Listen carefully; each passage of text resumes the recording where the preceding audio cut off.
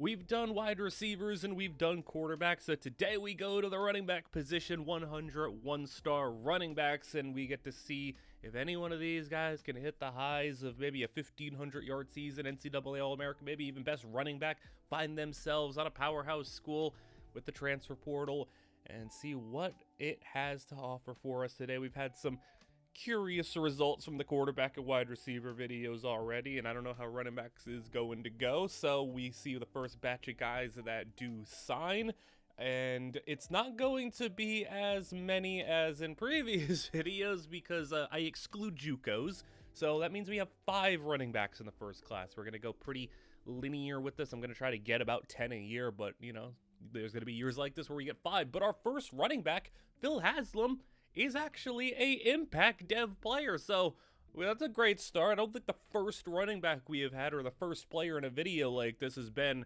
you know, good off the bat, but the rest of them, unfortunately, not so much. They are all normal devs, but some of them have some interesting skill caps. One thing you will definitely notice is the overall speed on these guys is not going to be as good as some other positions that we have done, whereas wide receivers, they would get kind of fast. Some of them could, some of them wouldn't, but running backs seem pretty capped out, pretty low ceiling, like 87 speed maybe. Some could possibly get to 90, but you can see here with guys like Bynum, he's capped out at 81. This guy, he's at 78, but it doesn't look like he's going to get anything past like 83 speed. Rico Dallas, he's capped out. He's at an 87 though, so speed's going to be a bit of an issue. We're going to have to try to see if some of these guys could be skilled runners rather than athletic freaks. So, you know, even in other positions like quarterback and wide receiver where we were able to at least develop them into becoming good athletic players, whether it be at speed, throw power, and stuff like that for their physical traits, running back, it's going to be a lot harder to do that. So it's just going to be a matter of skill, vision, catching, shiftiness, stuff like that for these guys. And we're going to see how long it takes for one of these people to get into the starting lineup, as we do have another impact development here, Miami of Ohio, Rico Wick. And his speed caps look pretty nice. The rest of his stuff, not the best, but 2 years in, none of them starting quite yet. Third batch of backs is going to be where we finally see somebody get into the starting lineup. Jamichael Boodle for Old Dominion. He is maxed out on speed, almost maxed out on hands, and elusiveness close as well. George Crumpler for Akron as well will also be a starting running back. So it took them till their redshirt sophomore season or true junior years, but we do have 2 players getting starting opportunities. And when I say starting for running back, I don't mean like split carries and like getting maybe 80 to 100 attempts. I mean like starting running back is getting the majority of the carries for their team is kind of just what I classify that as. So we're going to have 2 guys there, and we're seeing a lot of the usual suspects here for schools down here grabbing 1-star players, but every once in a while a decent school will snag a 1-star player, which is always interesting to see how they get buried on the depth chart. You can see Akron here is really loading up. Akron might be a player in this video because they've got like 4 of these dudes, and one of their running backs is already starting. But despite that, Akron and Old Dominion, both of our teams made the conference championship. Oddly, Old Dominion made it at 6-6, and Jamichael Boodle is actually injured for the game, so that's not going to really matter for us, but we'll bounce over to Akron in the MAC championship against NIU, and the first play of the 4th quarter is a touchdown for the Huskies. We'll be here at a tie game, 13-13, and we'll see if Crumpler and the offense can do something. Handoff, and he's going to go back to the line of scrimmage. Just 18 carries for 39 yards, but they're going to stay with him, and that's probably one of his better runs of the day, maybe even his best. That'll be 9 yards. 3rd down and 1. They'll go back to him again. 3 straight to Crumpler, and he doesn't get the 10 yards. Back to NIU, the football, and they'll have it in great field position with 8 minutes to play. Spread the field. 3rd down and 10. They'll throw down the field, and incomplete. Akron will take back over. Back to Crumpler. They go 4 carries for him in a row, and he's got the first down there. That's a nice run. And he's trying to get to 3 yards a carry, and he will with this one. All right, he's getting going in the 4th quarter. 9 yards. 2nd down and 1. They'll finally throw it. No play action, just a straight drop back, and it's picked off. And NIU's linebacker has it. Well, maybe you should have just kept running, because the first time you pass the football, it's going to go to the way of the Huskies, who are going to have it once again at about midfield in scoring range with just one runner right here. And that's 14 yards. as 11 at the 36-yard line. Sweep it outside, tackle for loss of 5, and it'll be 3rd and 14. Design rollout, throw it in, down the field, incomplete, almost picked off. And Akron will take it right back where they have another try at this to see if they can move the football, and they can't throw the ball at all. They've thrown 1 pass in this 4th quarter. It was picked off. How about this one, though? Finally going to be caught. Oh, come on. That's ridiculous. He threw 1 successful pass, and it's going to be a 77-yard touchdown. That came out of nowhere. All right, well, NIU, you allow 1 bad pass play on the defense, and well, suddenly you're down by 7. It just shows just how little the margin of error is sometimes for these two 7-win teams somehow in a conference championship battle. Throwing it deep. NIU looking for the tie, and a complete 4th and 5. They'll go for it here. No 55-yard field goal for them. They'll throw it down the right side and knocked away. Akron takes it over, and they're going to drop back and throw. There's a completion to the tight end. Sets up 3rd and 2. You can definitely run it here. They'll go bubble outside. He'll have the first, and they'll keep the clock moving, closing in on the 3-minute mark. They'll stay in the air again, and he'll throw it deep. This is a bold decision. Oh, it's caught, though. Touchdown, Akron. Okay, the passing game just woke up out of nowhere, and the Huskies have nothing they can really do about it because the offense isn't exactly thriving. They've had multiple opportunities in scoring range, and they just haven't been able to cash in. And then the defense, I guess after that one long 77-yard touchdown, just felt too demoralized to do much of anything else, as NIU finally moving it, but it might be too late here. End zone, caught for a touchdown. Flag is down as well. Looks like that's going to be on Akron, so probably penalty decline. Referee, you are facing the wrong way, but they'll decline the penalty. Onside kick, and Akron is going to win the MAC title. All right, at 7 and 5, Akron heads to the title game, wins it, and a successful first game of the video where Crumpler had 22 carries, but for just 69 yards. Old Dominion, meanwhile, without Boodle, they won the conference championship at 6-6. Obviously, that's not going to count for Boodle since he was injured, but they won it. And Boodle is back now from injury to play in the bowl game. They're taking on number 20 Houston. So a ranked matchup for this 7-6 Old Dominion squad as they are winning 24-20 with 8 minutes to play, and caught for Houston at the 47-yard line. We jump to 2nd down where they have a 4-man rush. Houston with time, throw right side of the field, out route. Gonna be a quick 5 there. They'll set up 3rd down and 5. They send the blitz, get it out deep, 1-on-1. He's got a step, but hit in the back and drilling the football out of his possession. Old Dominion will take over, really backed up at their own 2-yard line, but Michael Boodle has a 5-yard run. Go back to Boodle, and he'll have another nice run there. 1st down yardage. He's got 15 carries, so they're definitely feeding him as they'll go right up the side for a completion of the play action over the middle now, as they will have another couple of yards there to set up 3rd down and 3. Back to the air. Old Dominion moving. He quickly bailed. He's got no pocket awareness. He's just going to throw it out. It is always funny sometimes going from these like #1 prospect videos to these videos where you're watching these lower teams, and to see the difference between how an Ohio State quarterback plays and an Old Dominion quarterback plays. It's always really funny sometimes because some of these quarterbacks just have no idea what they're doing out there. 3 minutes to go. Houston right down the middle for a big time shot to the 30 as they'll go over the middle again. This time with a little extra room to run. They'll have 18 yards of the 12-yard line right up the middle on the ground. Touchdown, Houston for the lead. And that drive was easy. It's probably what you more so expected from a ranked team taking on a barely over 500 Old Dominion squad, as with time in the pocket, got to find somebody open.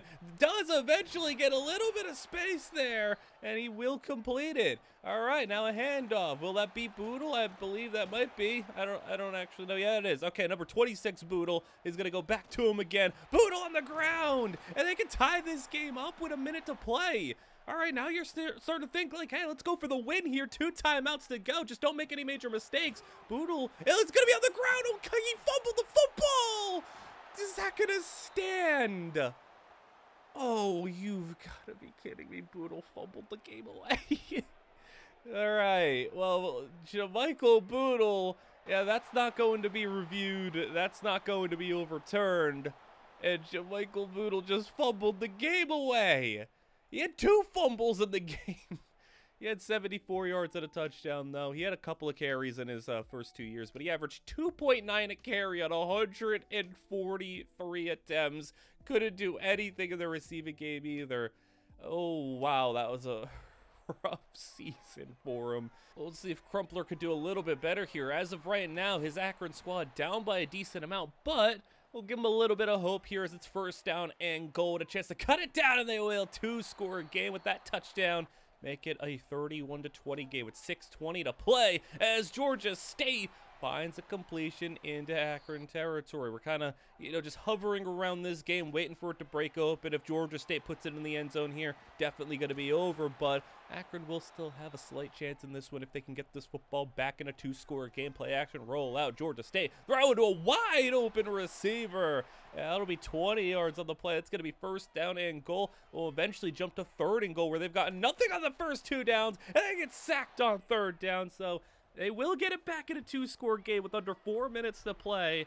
And we'll see if they can put it in the end zone quickly and keep their timeouts, as they will get a nice start there. 15 yards on the play, 32-yard line. Got to go 68. They'll go underneath. That's a catch for the tight end with a lot of room to run, and a broken tackle and out of bounds as well. So really ticking off all the boxes here is what you need to get back into this game with a chance to actually tie it. Is you're getting big plays, you're getting chunks, you're getting out of bounds, you're getting first downs to stop the clock, and they're going to be first down and goal now. 2-minute warning is hit, and a touchdown, where they did lose the 2-minute warning, but they have all their timeouts, so it's a 1-score game now. And Georgia State, 2nd and 11, throw to the outside. It'll be set up 3rd and 4. Game on the line. All right, and he's got the first. They gave a nice try at the end there, but not to be. They just dug themselves too big of a hole. George Crumpler, a whopping 7 yards on half a yard a carry roughly, and he had an even less efficient season than Boodle. Oh boy, these guys are brutal. All right, both of them at 2.5 to 3 yards a carry. Phil Haslam now, our Impact Dev 1, first running back of the video to have that dev trade, will be starting at Troy. Jamichael Boodle still starting at Old Dominion, and Rico Dallas is going to get a start here at Marshall. He looks like he could be at least competent and have some potential to him. George Crumpler, he's also going to be starting as well. So we have 4 running backs starting, and then here is the next crop of guys that we have. Leonel McLeod for Texas State, Travis Hillhouse at Middle Tennessee. We're going to keep our eyes if we see any interesting schools, or if we see maybe any other schools like Akron, who's got like 3 or 4 running backs already, and maybe they could get a crazy backfield going if they start breaking out. But, the odds of that happening are low. It's already hard enough to find one of these guys getting into the starting lineup, and here is Akron again. Tim Weeks, they got another back as they go to the end of the season. Marshall does make the conference title game. It's the only appearance we got. Marshall is actually also ranked as well, so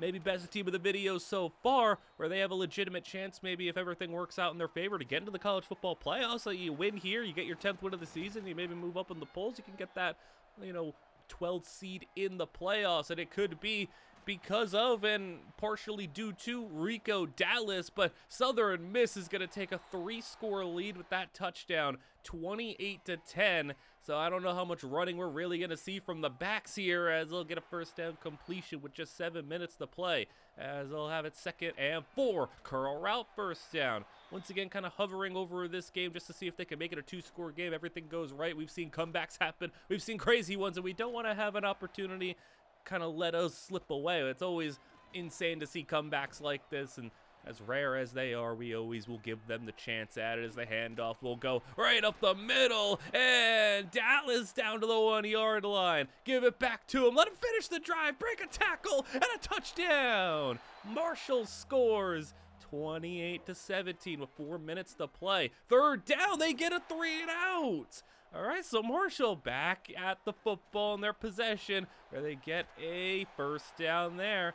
All right, this is getting a lot like the Akron Bowl game last year. Can they find a way to pull this one off? Akron was able to get into a one-score game, not able to get the stop. Marshall, meanwhile, 20 seconds until the 2-minute warning. That's another first down into the 25-yard line. 2-minute warning, one last play before it. As they'll throw, he'll go, end zone, touchdown! Marshall, one-score game. All right, I go for the 2-point conversion to make it a field goal game. He'll have them wide open. 2 points is good. All right, you got to get the stop, though. That's what matters here. Give yourself at least a chance. Southern Miss immediate first down. Better to allow it immediately than have it happen on third down. But regardless, he's going to have another one. And another comeback just not able to be pulled off. It's difficult to make that type of comeback, as Dallas ends up with 54 yards and a touchdown. Jamichael Boodle, no bowl game, but he had 700 yards, improved definitely a decent amount on the ground to get to 3.5 yards a carry. Still not great, but still, you know, at least it's playable in a little bit. I'll go to Troy's bowl game where Haslam is going to be down 31-20. And having the football, though, with a fourth quarter underway, it'll be incomplete. So Troy will have to punt the football to UMass. So already one little trend I guess I'm noticing. First couple of games, we're seeing these teams enter some deficits, which, I mean, I guess, like, if we had a quarterback or receiver, that's cool. But with a running back, we actually want to see teams kind of get blown out here in our favor and see if they can run the football so we get to see these guys actually get some carries. Instead, UMass is scoring a big touchdown. Troy is down by 18, and why does this keep happening? Why do we keep having 3-score games where I just got to see if they can make a comeback? Well, will it be third time's the charm? Because a big run for Troy and the touchdown, I believe that was Haslam. So we still get to see Haslam make a play here. UMass, though, they will not stop on offense. Their quarterback is just destroying the secondary. Pass rush gets in, though, in a sack. Third down and 9 eventually with 4 minutes to play. Outside, caught, broken tackle, no! And that'll do it. A touchdown for UMass again. It's another 3-score lead as we jump ahead. Troy, 4th and 10. Throwing the football. It's going to be caught way down the field, but I'm not really going to give them a whole lot of hope here as they'll go for a wide open, man. That's a touchdown. We've got ourselves a bit of a shootout here, but it's just not mattering. Onside kick is picked up by UMass. 11-point game with 3 minutes to play as they'll go read option. Can you get a stop here? You need the 3 and out, and you're not going to get it there. They'll move it ahead for a first down. Another keeper. Quarterback to the edge, and he will go for fumble, but it's scooped up by UMass out of bounds. As they'll go again on the ground, and a touchdown. Yeah, this is ridiculous. What kind of defense did I just watch? 52 points put up by UMass. And Haslam, 82 yards and a touchdown. Solid game. And overall, I mean, 3 yards a carry, 7 touchdowns. Better than the other 2 guys in their first year starting. But as you can see, it's really difficult for these running backs when they're this low, but overall on these types of teams. As next game, Akron, they end up getting blown out by New Mexico State. Not even a chance at a comeback here. Crumpler, 26 yards on 2 yards a carry in the game. Did have a touchdown. But how about this? Okay, 800 yards, 3.7 a carry, and 14 touchdowns for Crumpler. We'll take that. That's actually a pretty decent season considering what we have seen so far. Still, no 100-yard games popping up. And we'll go to Marshall, who, you know, they had their chance to maybe even find themselves in the college football playoffs. Instead, they find themselves unranked, taking on Ohio, 6-6 Ohio, the bowl game. And they're losing right now, 16-9. It's a low-scoring battle, but we might actually get to see some more consistent running since it's not a 3-score comeback that needs to happen for once. As Ohio will not get the first down. It'll be Marshall football, throw underneath. That'll be caught for just a single yard. We'll go to third down and 9. They send the extra man on the rush, and I just don't know if you could throw drag routes every play and expect it to work, but they'll go 3 and out after just 3 yards on 3 plays. And now Ohio, first down run. It'll be at the 44-yard line. Move it ahead to 2nd down and 4. Another first down run. And into Marshall territory with 5.5 to go. They'll stay on the ground again. This is the type of offense I want to see one of our running backs get. Just run it every play. They keep moving the chains here. Another run. Another first down. Just every single first down is on the ground. They just keep on running, keep on getting yards. 3rd down and 5. They'll finally throw it, and nope, no, they won't. He'll just, okay. All right, yeah, the field goal's blocked, though. Oh, over here talking about what happened on 3rd down, the field goal. It's blocked, and Marshall, I guess they got a chance in this one. After that entire drive, Ohio gets nothing, and Rico Dallas has a first down carry. They can't afford to run the ball. They got plenty of time, and their timeouts if they want to make it happen on this drive. And maybe even leave Ohio with very little time to try to respond. Just take this to overtime, and they'll get another first down pass to him, and a warning hits. And with this play, it's going to be another 8 yards. 2 minutes, and an interception. Oh, he dropped back in coverage, and he didn't see him. Just drop back, undercut that one, and it'll be Ohio football, but a fumble immediately. Marshall has it back.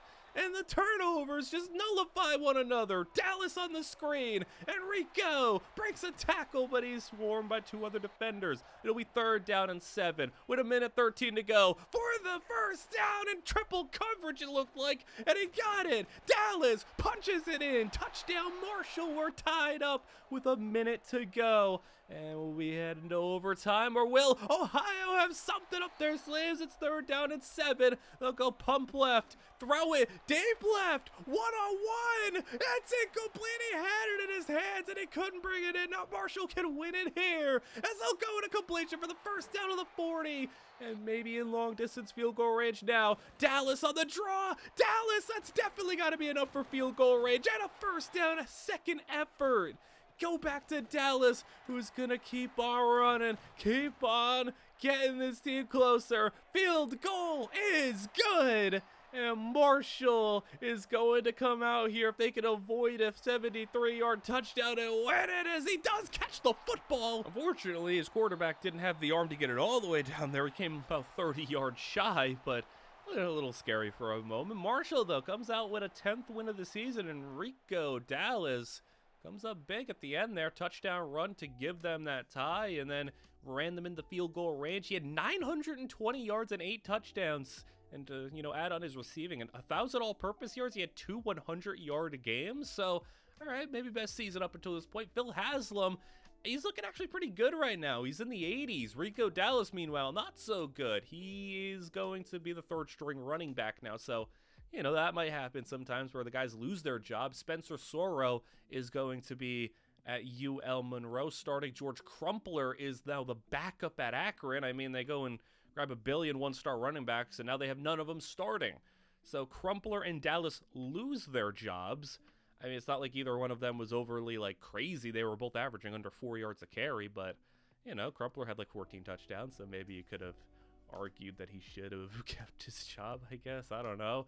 But yeah, here's the next crop of dudes, and we'll see if one of those other 2, Crumpler or Dallas, can regain their starting positions, because they do have other years left in their eligibility, and we'll see if any of the new guys end up doing anything like Spencer Soro at UL Monroe, as we have a 48 overall running back here.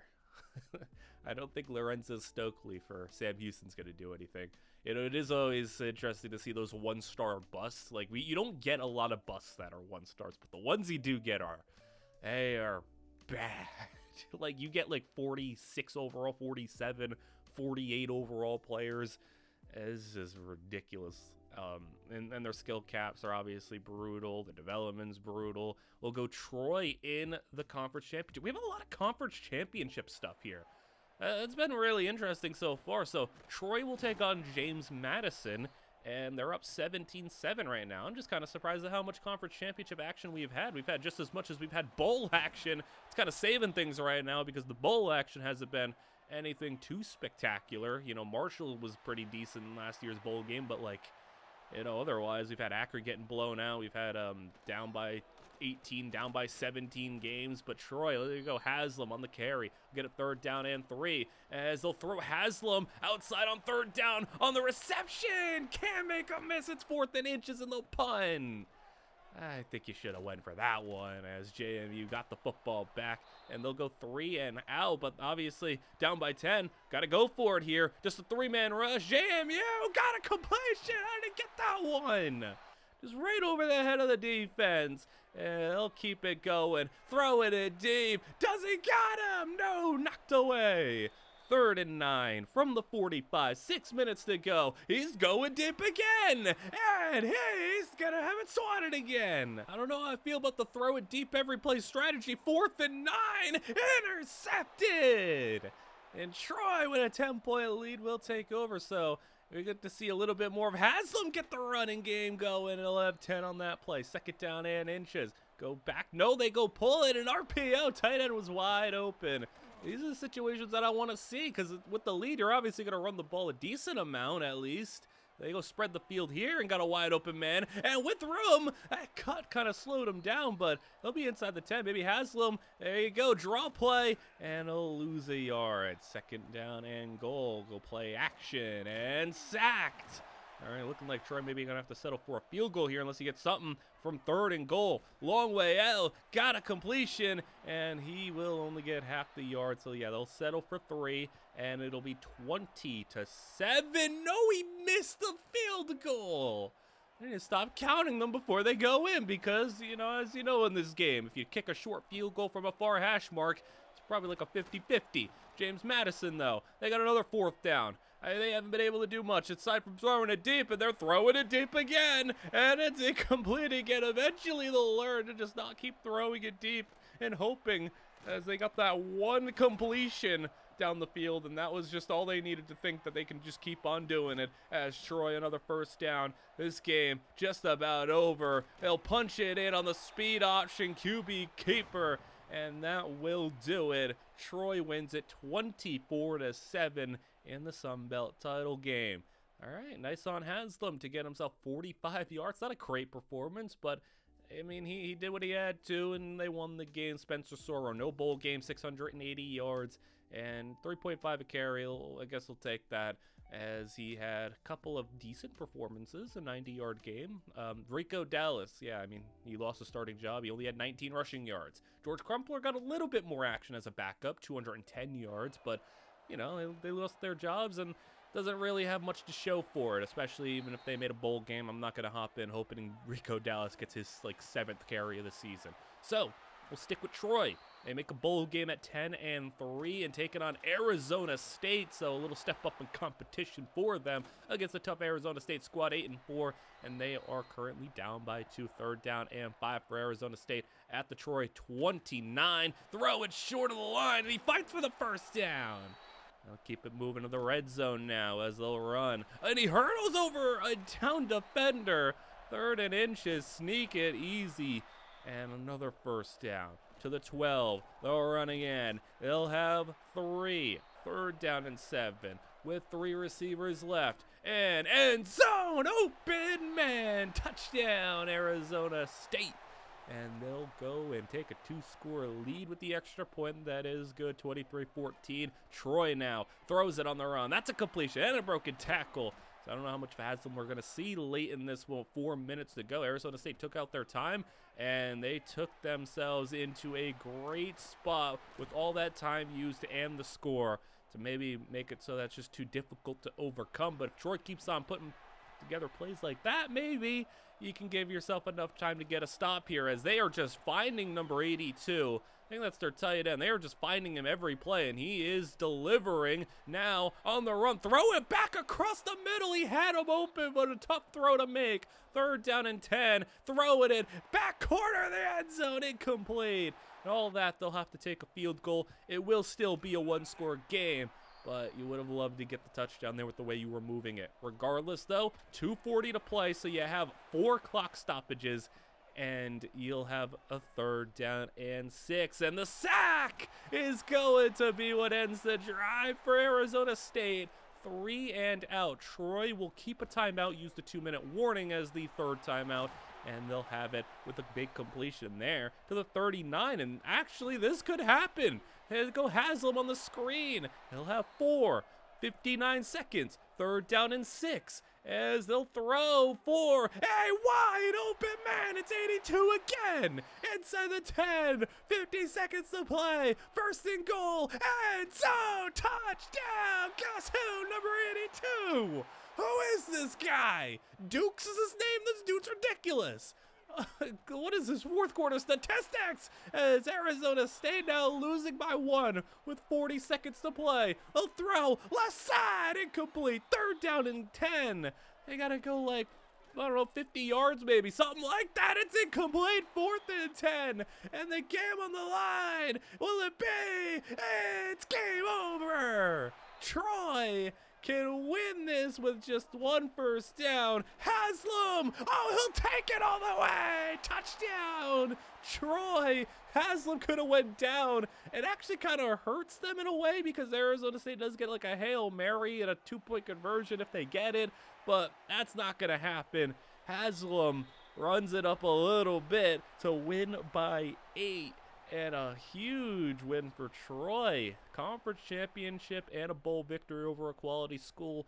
And Phil Haslam ends up with 2 touchdowns. And that game was enough to put him over 1,000 yards on the season. 8 touchdowns as well. So we have our first big time season, I feel like. 1,000 yards on pretty good efficiency. Rico Dallas, meanwhile, we go into the next season. He reclaims his starting job. So he'll be a starter in his final season. Spencer Soro, after a pretty iffy season, will have his starting job maintained for UL Monroe. And then Rico Wick will finally get an opportunity. He was an impact dev player. So we got 2 guys named Rico starting at running back. And the next crop of guys, Corliss, that dude looks terrible. Zach Maribel, not too much better. But then you get a guy at Kansas who actually doesn't look terrible. I don't know what his opportunities are going to be like at Kansas, but he actually has some of the better skill caps of any of these next crop of guys. So I don't know, maybe you can transfer somewhere and find a chance. I don't know, but interesting that even Kansas would want a 1-star running back. Denard Bynum also looks pretty decent skill cap wise. Kofi Moffitt, another one. So I think we got a decent couple of guys here.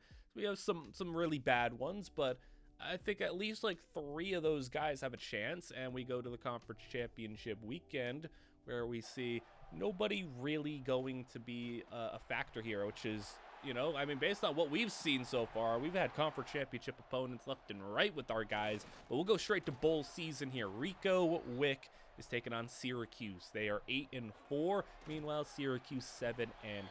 So we'll see. With Syracuse kicking a field goal here, keeping a 2-score lead and extending upon it with a 14-point deficit for Miami of Ohio. Can they do something here? It's going to be a completion short. See how much of Rico we do see as they'll go play action to him, rolling, throwing, open, and that'll be a completion. That was a high ball, but he snagged that one. 2nd down and 4. Get the screen set up to the receiver, and another first down. The 43-yard line, 7 minutes to go. Play action again. All the play actions in the world. I don't know how much they really work if you never run it, but there you go. Run the football. And Rico has got 7 on the play. So we were really just kind of rooting for the Ricos here. Rico Dallas, Rico Wick. Oh, look at that. He broke a tackle and got all the way to the 7. And Wick nearing 100 yards on the game as they get a block on the read option. Touchdown, Miami of Ohio. Rico Wick, he sparked that one with a nice 30-yard run there. And now a chance at a 3-and-out. Syracuse, 3rd and 10. They go over the head of everybody. And they'll punt, and it wasn't a very good punt, but look at that play by the Syracuse defender. He somehow made him lose 5 yards on a screen because he tried to pick it off and got in his way. That was a wild play, and that'll kind of cost them there as they get it to 4th and 4, but punt it.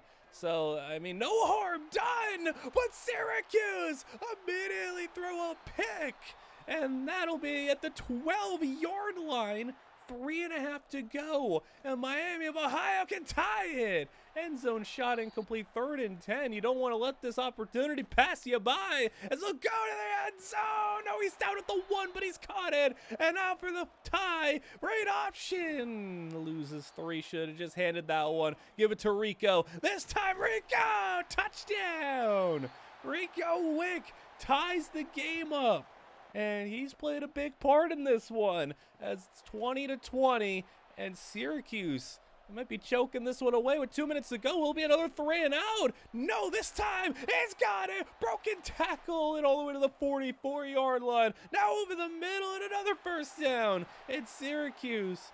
Maybe not making any mistakes this time around. They're going to lock in a little bit and make sure they don't let this one fall out of their hands, as it's going to be a red zone opportunity. The field goal very much in their hands now. It's just a matter of if they can run the rest of this clock out or if they'll find the end zone like they do right here. Touchdown Syracuse with a minute to go. So at least Miami of Ohio will have a try to tie this one up, but they got 60 seconds to go 66 yards, and that'll be 5 on that one. 3rd down and 5, 47 seconds to play. They'll throw, hit as he's throwing, and the receiver had his hands on it, couldn't bring it in. 4th down and 5 with 40 seconds to go. Dave, it's picked off, and Syracuse is going to win it. What looked to be an awesome Miami of Ohio comeback, and Rico Wick playing really well. Not going to happen, as Wick ends up with 102 yards, 5.6 a carry, and a touchdown. He ends the season with 1,200 yards and 16 touchdowns, so a one-year starter, but a really good 1 year. Would have liked to see him play a little bit more, as he ends up with an 81 overall, but he had 5 100-yard performances. UL Monroe did make a bowl game. Fortunately for them, they put up a whole 3 points and got blown out in this one. And Spencer Soro seemed to be the only guy doing anything. He had 90 yards, but he did fumble it, so I'm noticing these one-star running backs do put the ball in the ground quite a bit. How do you have 17 catches for 56 yards on the season? That is terrible.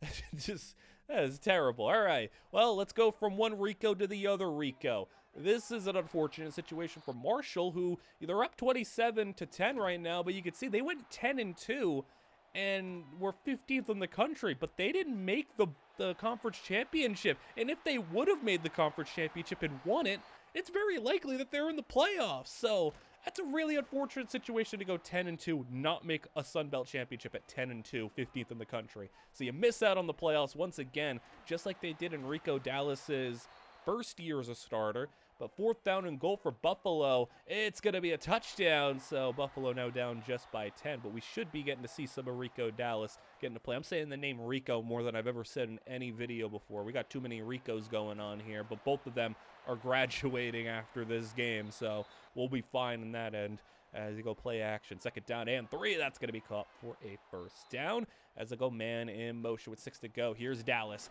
And Dallas is going to have 3 on the play. I don't think he's had a great game so far, but they'll keep it with them. As that is a nice run. First down and more. As 11 to the 45-yard line. Gain of 18 on the play. 2nd down and 10. As he's getting a little jittery in the pocket. Throw it out of bounds. 3rd down and 10. As the 46-yard line stepping up. And hit as he's throwing, but he's sending it deep. And incomplete. Actually, it wouldn't have been bad if that was picked off. It would have been better than a punt, I guess. That would have pinned him inside the 5, so you know, I guess good on Buffalo not to catch that one, but they're down by 10 still with 4 minutes to play. Delayed blitz, and he gets it out, and they beat the blitz and get a big play. He was one defender away from taking it all the way. And Buffalo, do we have another potential maybe 3-score comeback that's not going to end up happening on our hands here? Oh, he almost picked that one off. 4th and 3, and yeah, they'll kick a field goal here. Kick is good.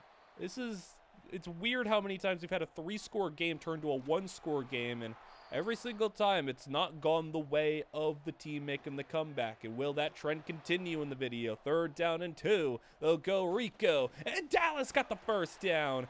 Buffalo down to 1 timeout. This is their last try at it, as Rico is going to have another 6 yards on the play. 2nd down and 4. Rico again. Down for a 3-yard loss. 2-minute warning. First down ends it. 3rd and 7. They float it out on the running back swing, and he doesn't have it. So now 1st down and 10 for Buffalo with 1 minute to play. Throw it down the field. Oh, it's caught. Oh, he's going. Gone. 60-yard touchdown out of nowhere. And Buffalo ties it. We might finally have a comeback go the way of one of these teams. As he's sacked now, Marshall. They burned a timeout too. 57 seconds outside. Caught for 12, but it's 3rd and 10. They took a huge sack on 1st down. 50 seconds to go. What do you got here? He throws it out of bounds. Buffalo can win it here. 40 seconds to go. And what a collapse it would be from near playoffs to choking a 17-point lead to Buffalo. He's going to scramble. He's got it past midfield. He's sliding down. They're not quite at field goal range yet. 14 seconds to play. Play action. He's throwing. Deep ball. It's caught. Touchdown, Buffalo. You gotta be kidding. A touchdown with 9 seconds to play. And with 1 point left on the clock for Marshall to go 81 yards. It's incomplete. And Marshall was up 27-10 and loses it 34-27. That is ridiculous, but I guess eventually one of those comebacks was going to happen. Dallas goes just over the 1,000-yard mark, 10 touchdowns. So a pretty solid season for Rico, another 1,000-yard rusher to check off the board here. So none of these players have gotten drafted quite yet. We have a new starter, Barry Franks at Missouri State getting a chance. Lionel McLeod for Texas State, 91 elusiveness, it's pretty nice. Jason Horner for Liberty as well, 89 elusiveness, has some decent skill caps. Joel Jasecki for Sam Houston. So it seems like we have like a new batch of guys. The first batch has kind of graduated now, and this next group of guys have come in. We have another impact dev, Chuck Maggio, who for Charlotte is going to be getting a chance to maybe see if he could develop into being a starting running back. For Jason Horner as well, he was one of the players who just kind of transferred and popped up on another team. He started at UAB, ended up at Liberty. It happens a lot with these one-star videos where so many players enter the transfer portal and they just kind of end up on random teams, and they won't even end up committing onto a team like at the end of the signing day period and everything. They'll just kind of, you have to go and find them. Sometimes they commit, sometimes they don't, sometimes they're there, sometimes they're not. So, all right, we go into another conference championship matchup to start the next season. Liberty 10-2. So Jason Horner and Liberty's squad. Here we go. Horner on the carry, broken tackle, and he'll have a 1st down. He's got 33 yards in the game. A delayed run counter, and that'll be 2 more. 3rd down and 8. They'll throw right side of the field. Open tight end. Touchdown, Liberty. They're up 24-7 and looking for win number 11 as Middle Tennessee throwing it deep. That's a catch. That's an impressive grab, but he's still going to have a long way to go. And once again, like, how are we always here? 17, 18-point game. And will it be another comeback? Well, that ball incomplete. 4th down. They're going to kick the field goal now. I understand that. All right, they're making a 2-score game. 14 points now for Horner in the offense. There he goes. He's getting a big run. And Horner for 20 yards as they'll have it at the 43. 3rd down and 2 now. Throwing it deep. They got a wide open man. And I can see, was it number 98? Who was that? Who not only got absolutely torched, but then after he caught it, just gave up on the play, just slowed down. As now Middle Tennessee, they're responding with a big play of their own. And it's just big plays everywhere. Touchdown from 64 yards. And Middle Tennessee is right back to a 14-point game. Here you go, Horner on the carry. There's 3 minutes to go, so you can expect to see a decent amount of Jason Horner getting the ball here as they'll go 3rd and 1 carry for him. That's a 1st down. Middle Tennessee gonna have to start burning those timeouts. Another 1st down can do it. They'll sweep it. Horner, edge. He's gonna get tackled one-on-one. That's a 5-yard gain. 3rd down and 4. They're gonna try to seal it through the air, and it's incomplete. Middle Tennessee will take over. No timeouts, though. 2-minute warning, so it will be an onside kick is what it's going to need to be to have a comeback, even have a chance of happening here, but it's going to be 4th down. They might not even get it here. It might not even be a 1-score game, but they'll keep the game alive a little bit longer. I mean, man, it's just been so many teams refusing to just actually get blown out. I mean, impressive fight that we're seeing from these teams. Like, no one's just kind of rolling over and letting themselves be absolutely destroyed too much. Like, when they go down by 3 scores, usually it starts spiraling in these videos. A touchdown for Middle Tennessee, onside kick is going to be picked up by Liberty, but usually it starts spiraling, it starts getting out of hand.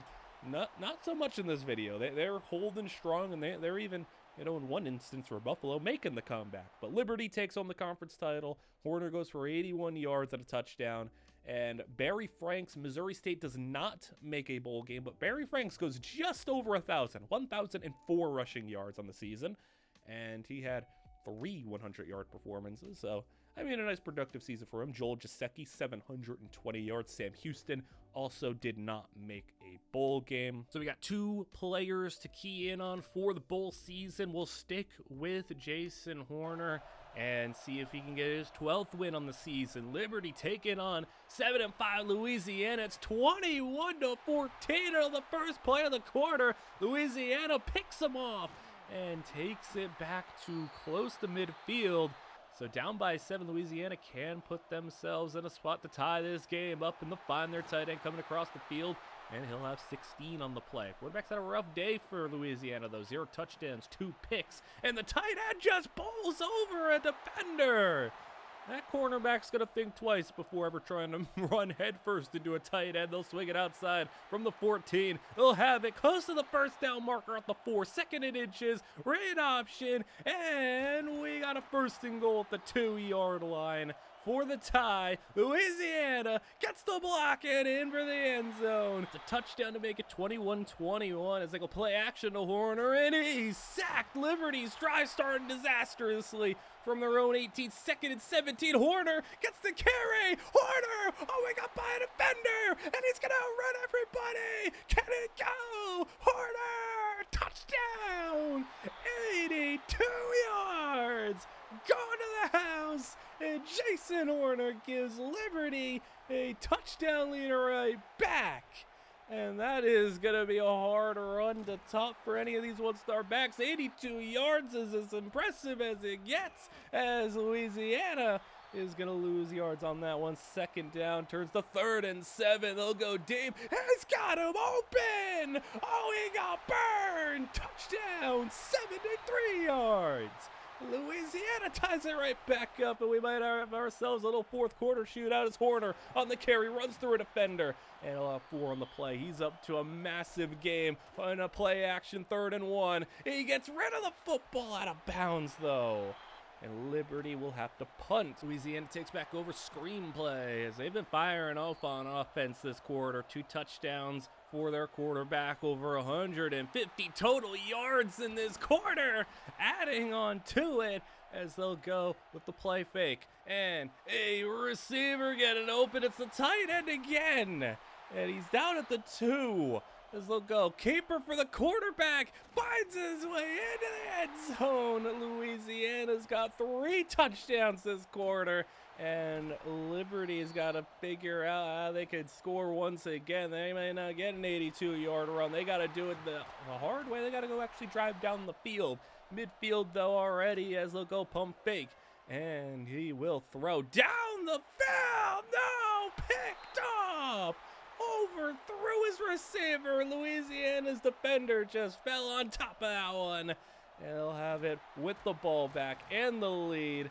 And the offense just seemingly unstoppable so far in these first 7.5 minutes of the quarter. 3rd down and inches. They'll throw it deep, and Liberty picks it right back up.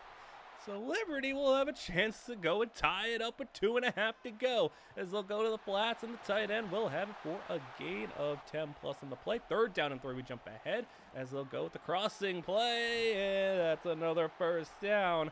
1:10 to go as they'll throw middle. Tight end again. They got a whole bunch of tight ends coming out, making plays. 60 seconds to go. Liberty stepping up, throwing outside. They're doing it little by little, chunk by chunk. 30 seconds to go. 3rd and 1 from the 12. And so no! Right at the goal line. Picked off by a D lineman who dropped back into coverage.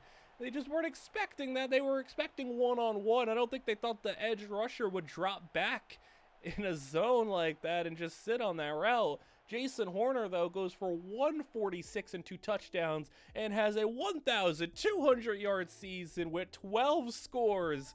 A big year for Jason Horner and his Liberty squad, who had, a really nice season. As we'll go to the other running back that we have, Leonel McLeod for Texas State is in a bowl game as well. So McLeod, it is 8-4 Texas State squad. They're taking on a 9-4 USF squad, and currently they are winning by 7 with the ball and a first down conversion on 3rd and long there. They'll go play fake to McLeod, who picks up a block. Quarterback going to run, but he's just wanted to, hesitate there a little bit. Kind of ran more, east and west rather than the north and south as the flag is down. Think he hit the receiver a little too early, and it will be pass interference. So give Texas State the ball in USF territory. They'll send the blitz, but it's picked up, and a drag route's going to get open for a gain of 9. 8 minutes to play. 3rd down and 2. They'll go to McLeod. The screen, it was a little bit of a high pass on a screen, and it made him lose yards because he couldn't really, catch and run quickly. He had to kind of stop, turn, reach up, slowed him down. Luckily for Texas State, though, their defense gets a quick 3 and out, and they go McLeod on the ground, finally letting him run the ball. Just 2 yards on the play, but I'd like to see him get a couple more carries. This is the backup running back in. This is not McLeod. He'll get a couple on the play, though. 3rd down and 4 as they'll move right, and he'll throw it out of bounds. It was either that or take the sack, so save some yards there as USF will take over, and 3 defenders in that area. Ball over his head. 6 minutes to go. 3rd down and 10, and he's got a first down. That's his 8th grab of the game for that receiver, so he's having a big day. Yes, he'll go 3rd down and 6 here. USF is going to move. He's going to kind of go back the other way, but there's defenders everywhere, and he's sacked. Texas State takes over. Read option. Quarterback, not the fastest guy in the world, but he will have 2 on the play. 4.5 to go. They'll go play fake. And with time, protection's nice. And they'll find a receiver. The running back, the backup running back leaking out of the backfield. I don't know where McLeod has gone, but they're getting everybody involved in the ground game. All these running backs taking carries. So it's the 3rd different running back to receive a touch in this 4th quarter. And they'll throw on the run over the middle. That's a catch. So Texas State, it doesn't matter who they give it to, it's working as their quarterback on the read option. He's got 16. It's basically goal to go. Bubble screen outside for the end zone. He's just 3 yards shy as they'll spread the field. 4th and goal. They're going for it. It's a bold call, but it works. Touchdown. You could have just taken the 2-score lead. That's an instance where I would say, yeah, maybe a field goal would have been the nice safer pick there, but it works. Touchdown, 2-score lead regardless, no matter what way you put it, as USF is gonna throw a pick, and that one should probably wrap things up here. Down by 14 with just 2 minutes to go. Run the football, and Texas State with a big run, and he's gonna find himself all the way to the 48-yard line with another carry. Now it's a fake read option, looking for the game ender. It's gonna be 3rd and inches, and then to seal it up, they got it. 1st down. Texas State will come out and win the bowl game over USF, who was, in the conference championship, but Leonel McLeod ended up with 16 carries on the game, but they had a lot of other guys get carries, and unfortunately for Leonel McLeod, come on, 999 yards and 16 touchdowns. He actually had a really nice year. He had a really nice year, but 999 yards. Are you kidding me? How about this, though? Jason Horner has transferred from Liberty, and he's going to Auburn. We have a big school here. As we also see that Jaceki, who was just starting at Sam Houston, he hit the transfer portal and he didn't go anywhere. Like he's just gone. So you get one guy going to the SEC, you get one guy going to Division II. I don't know. Jason Horner, though, he's going to be a starter at a playoff contending Auburn team. Like Auburn's a legit playoff squad, so he's going to be the starting running back on a team that could make a playoff run. We also have a couple of other guys getting starts, a couple of really low-rated players getting an opportunity. Leonel McLeod also at Texas State, still a starter, but that'll be 4 starters and one that really is exciting. So we will, I would imagine Auburn's at least going to make a bowl game, so we should get to see him get some action, but we're really hoping we can see him go to the playoffs, an SEC title game, something like that. We have an impact development player here, Robert Law for New Mexico. Looks really nice for the elusiveness, skill traits, route running, IQ. That stuff looks really nice. We have another one here as well as UNLV. Dwayne Buccelli is not going to be as great, but he still looks pretty solid. So 2 impacts, we'll take that. Impacts have been few and far between, so we'll take whatever ones we can get, as we will move ahead to see what the results of this season are going to be. Will we get to see finally one of these players compete on the biggest stage, get to be in a playoff atmosphere? Well, it looks like it will be. Texas State is in a conference championship, but the SEC title game, Auburn is in it, and they are pretty much locked into the playoffs at number 4 in the country. So we'll get to see what that looks like. First up, though, Texas State also went 10-2, and they're taking on an 11-1 Appalachian State team. I am just so surprised by the amount of teams that are in the conference championship. Even if teams haven't been like great, like Texas State 10-2, they're great, but like we had a 6-6 Old Dominion team, we had a 7-5 Akron team, we've had like 7-win teams get into the conference championship. Like everybody just kind of somehow finds their way into the conference championship, which has just been a weird stroke of like luck in this. But and then we also had that one year though where Marshall was like 10-2 and didn't get in. So it's been weird, but conference championships have really given us another opportunity to see some of these guys get action here. McLeod's had a nice game so far. You've seen that down there, 100 yards on the ground, and they will go 3 and out. Appalachian State got a field goal in their last drive. They took the lead with that and then get a 3 and out. So they'll be backed up 2nd and 12 here. Screen out to the running back who's got some blocking, and he'll get halfway there. 3rd down and 6 as they'll go. Clean pocket over the middle. That's going to be caught and right at the line. 1st down. They got it. As with 5.5 to go, Texas State, they send the blitz. He gets it off. He got hit as he was throwing that one, and it's going to be caught in double coverage. Touchdown Appalachian State for the 2-score lead. What a play, as they'll take a 10-point lead as McLeod on the carry gets a 1st down. We'll see how much they go on McLeod to help them pull off this comeback with 5 minutes to go, less than 5 minutes, but he can afford to run it a little bit, not a lot though, as they will run it here. 3rd down and 2. This is the appropriate situation to do that, and they get the 1st down with ease. 4 minutes to play as they'll go read option now. The blocking is nice. The 1st down marker passed, and they'll have 15 more on the play. Hurrying it back to the line. They didn't lose much time there as they'll go with another completion. Shy of the 1st down. They'll get 8 yards. 3.5 to go as he'll go short. 1st down. They're moving the ball great on this drive, and they're not taking a crazy amount of time. They're getting mostly 1st downs on this drive as they get another one here inside the 10. Touchdown. Just turned the corner to stay inbounds and had enough speed to get in.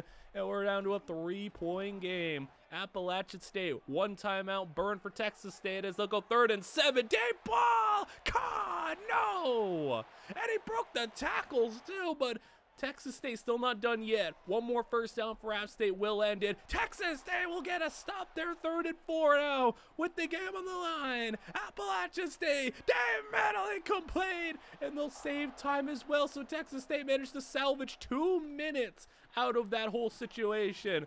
App State got a little too aggressive with throwing the football. Still, though, no timeouts, and they got to go a long way for a field goal range, but they got a 22-yarder there. And now they are well within opportunity of getting it as they get a catch there for another 5 yards. 3rd and 2, 50 seconds. 1st down, here's all you need, and they got it. And that's more than a 1st down. You're in the red zone now. 20 seconds to play, and I think they're just going to play it safe here. They go out of bounds.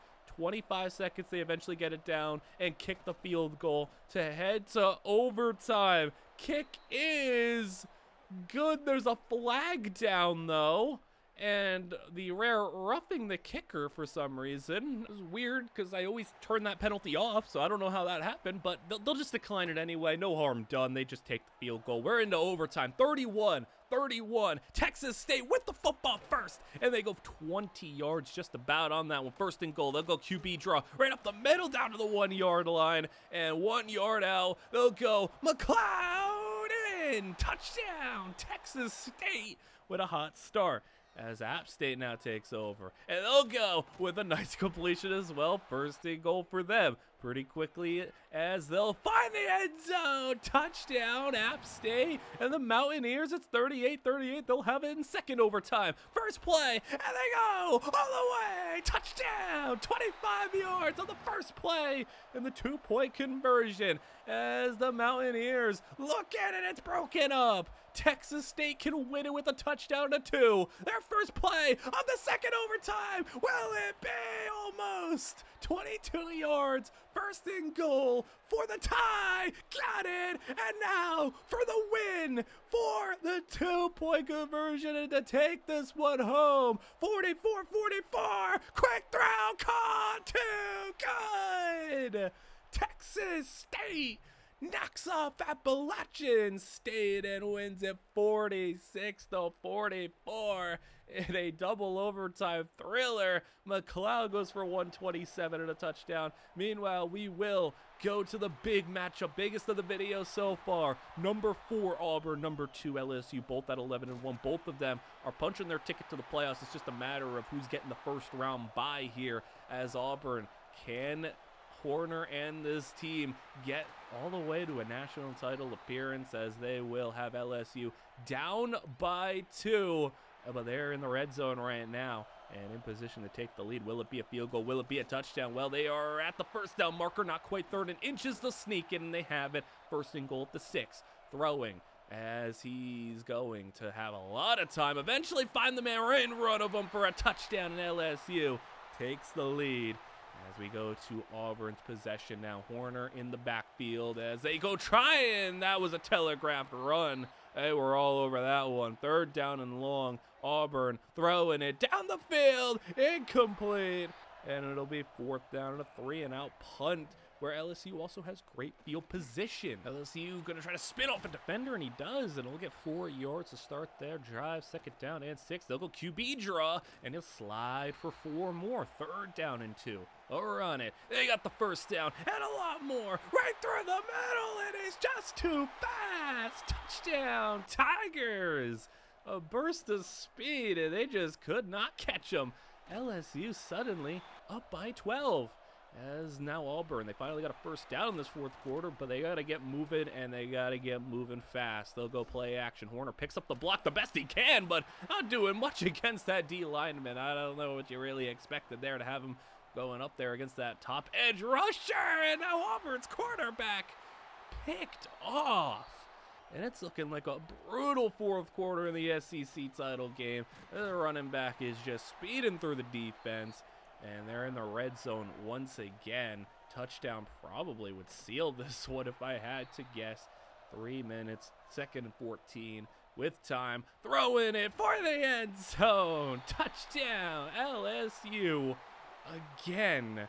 And they're going to have a 43-24 lead. And Auburn just looked ugly on both sides. I mean, this did not look like the 4th best team in the nation, but it was just a bad 4th quarter as they'll launch one deep, and it's caught. Touchdown from 55 yards out. So you get something at least, as the onside kick will be in the hands of LSU, which will most likely do it. 43-31. LSU for a first down here. They will have it and into the red zone. One more to run out the rest of this clock. They will have it not only for a first down, but they pad on a touchdown to end the game. 50-31 your final, as Auburn will still be headed to the playoffs, but I mean, they sold out to stop the run, and it worked. Auburn, yeah, they go to the 6th seed, so no first round bye. And for these other 2 running backs that are going to be getting starts, Malik Landry, 3.3 a carry, 800 total yards, so a fine season, I guess, but not really all that efficient. And for the other guy, Kevin Amerson, 673 yards, 3.1 a carry, not too great for them. And I think we had one more guy at South Alabama who was like a low 70 overall. Yeah, 70 on the dot, but he actually had 4 yards a carry. He had the least amount of touches, though. 400 total yards on the ground, or 200 in the air as well. So he's actually kind of the best of the bunch in smaller sample size. But we'll focus on the 2 running backs that we have that are in bowl game and playoff action. Texas State 11-2. They're taking on Toledo here in their bowl game. 16-10 is your score. So Texas State looking for a 12th victory on the season as they'll throw right side. Toledo, after receiving the punt, will immediately find a completion to the 25-yard line. Then outside once more, another one, and another right side completion for a first down. So back-to-back doing the same thing. And how about going to the right again? They're just attacking that side of the field. And then finally left side up top, and tipped it incomplete. Fourth down. They'll go for it. Running the football where Texas State's defense stops them. And an impressive stand for the defense to come out of there with 0 points allowed as Texas State 3rd down and 4. And they are trying to avoid the 3-and-out, but they won't do it. And they'll be once again putting Toledo in great field position. So Toledo, maybe no harm done by not getting those points on the board. They'll be able to get the football right back into scoring range, right back to the 37-yard line after that first down. And red zone is 1 yard away after that 16-yard completion. They'll sweep it outside. Tackle for a loss. Loss of 3. 2nd and 13 as they send the pressure. And he'll throw. Intercepted. He got pressured. Just launched it. And it was picked off by the defense. Where I would like to see them just give the ball to McLeod. Let him run them to victory here as they will have 6 yards to McLeod. Keep doing that. Run. No, they go read option. McLeod should have caught the ball there. They have to punt it again. They're just not giving McLeod the ball, and he's the one who's succeeding on this team. Toledo again has great field position, and again will immediately get themselves to about the 20-yard line in one play. Like, they just cannot get out of this field position battle where somehow they've still maintained the lead up until what seems to be the 3rd time's the charm for Toledo, where they're at the 4. Screen. He is in. Touchdown, and the extra point gives them the lead. 17-16, and it's 3rd down for Texas State. The offenses have been brutal in this quarter, both sides, as they'll get a stop. 4th and 4, but it's still very much gettable. 4th and 4, and no, he missed him. He just flat missed him. And I blame fully whoever thought not giving McLeod the ball. I mean, he didn't have a great game, but they didn't run him at the end. They got to do something here, especially since he was a 1,200-yard, 15-touchdown rusher. He was really nice. Had a really solid career here at Texas State. And yeah, I mean, that's an unfortunate way to end things, especially after the big conference championship win. But now let's go to the playoff action. I don't know how many opportunities we're going to get to see these guys in playoff action, especially on legit teams like Auburn, who's number 6 in the country. They're at home, 17-7 up on Duke, but Duke's got it at the 24-yard line. Play action, and as he got hit as he was throwing, that ball caught out of bounds, though. They'll have to settle for a field goal, so it will be a 1-score game with that one going through the uprights. So can Jason Horner get a little bit better of a game going this time around? He'll have 6 yards on that carry. 3rd down and 2. They'll motion him out, clearing out the backfield. He'll throw, and that's caught for a first down. But sticking with the spread formation, they'll go draw. Quarterback keeper slide in, making himself stay safe and getting 9 yards on the play. Quick RPO. That's a first down. And they're moving it in a variety of ways. Now they'll go play action. It's an RPO, draw, play action. And will it be the straight handoff up next after a 7-yard gain? It will be a handoff. There's Horner. First down. There you go. They're doing it in a variety of ways. Now it's a keeper read option. Just keeping the defense guessing. Oh, he broke the tackle. Breaking through. Everybody. Oh, what a run. Touchdown, Auburn. What in the world? Is that Cam Newton for a second? That was ridiculous. Up by 14 now as Duke throwing, picked off. And Auburn up by 14, and now with the football back as they could really start to pour things on here. Play action. He'll throw over the middle. That's going to be caught. And it'll be 3rd down and 2. In the pistol formation, they will go handoff to Horner, and Horner not going to get there. It'll be no gain. Field goal from 50 yards out. And make it a 3-score game, up by 17 as Duke. I mean, that run from the quarterback to go all the way, it's got to be as demoralizing as it gets. He had a chance to get off the field, maybe get the ball back in a 1-score game, or at the very least, maybe situation would work out where you got it back in a 10-point game. Now you're down 14, and then you throw a pick, and you're down 17, and all of a sudden it just unravels with that level of quickness, and that's all it takes sometimes, especially for these good teams like Auburn. Duke isn't exactly being urgent here. Third down, they are going to get stopped for a loss of 2. Fourth down, and Duke's last chance, throwing it into the flats, picked off and taken back the other way. It's a pick 6 for Auburn, and that'll do it.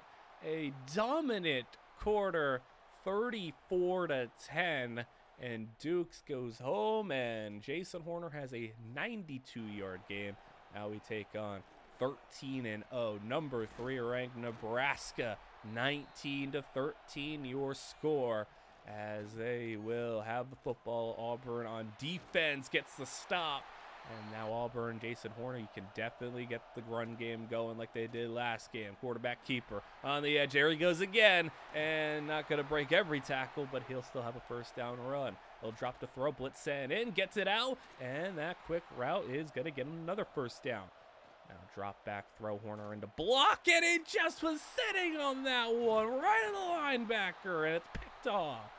Just ran the route right into him. It seemed like he knew what was happening before anybody else did.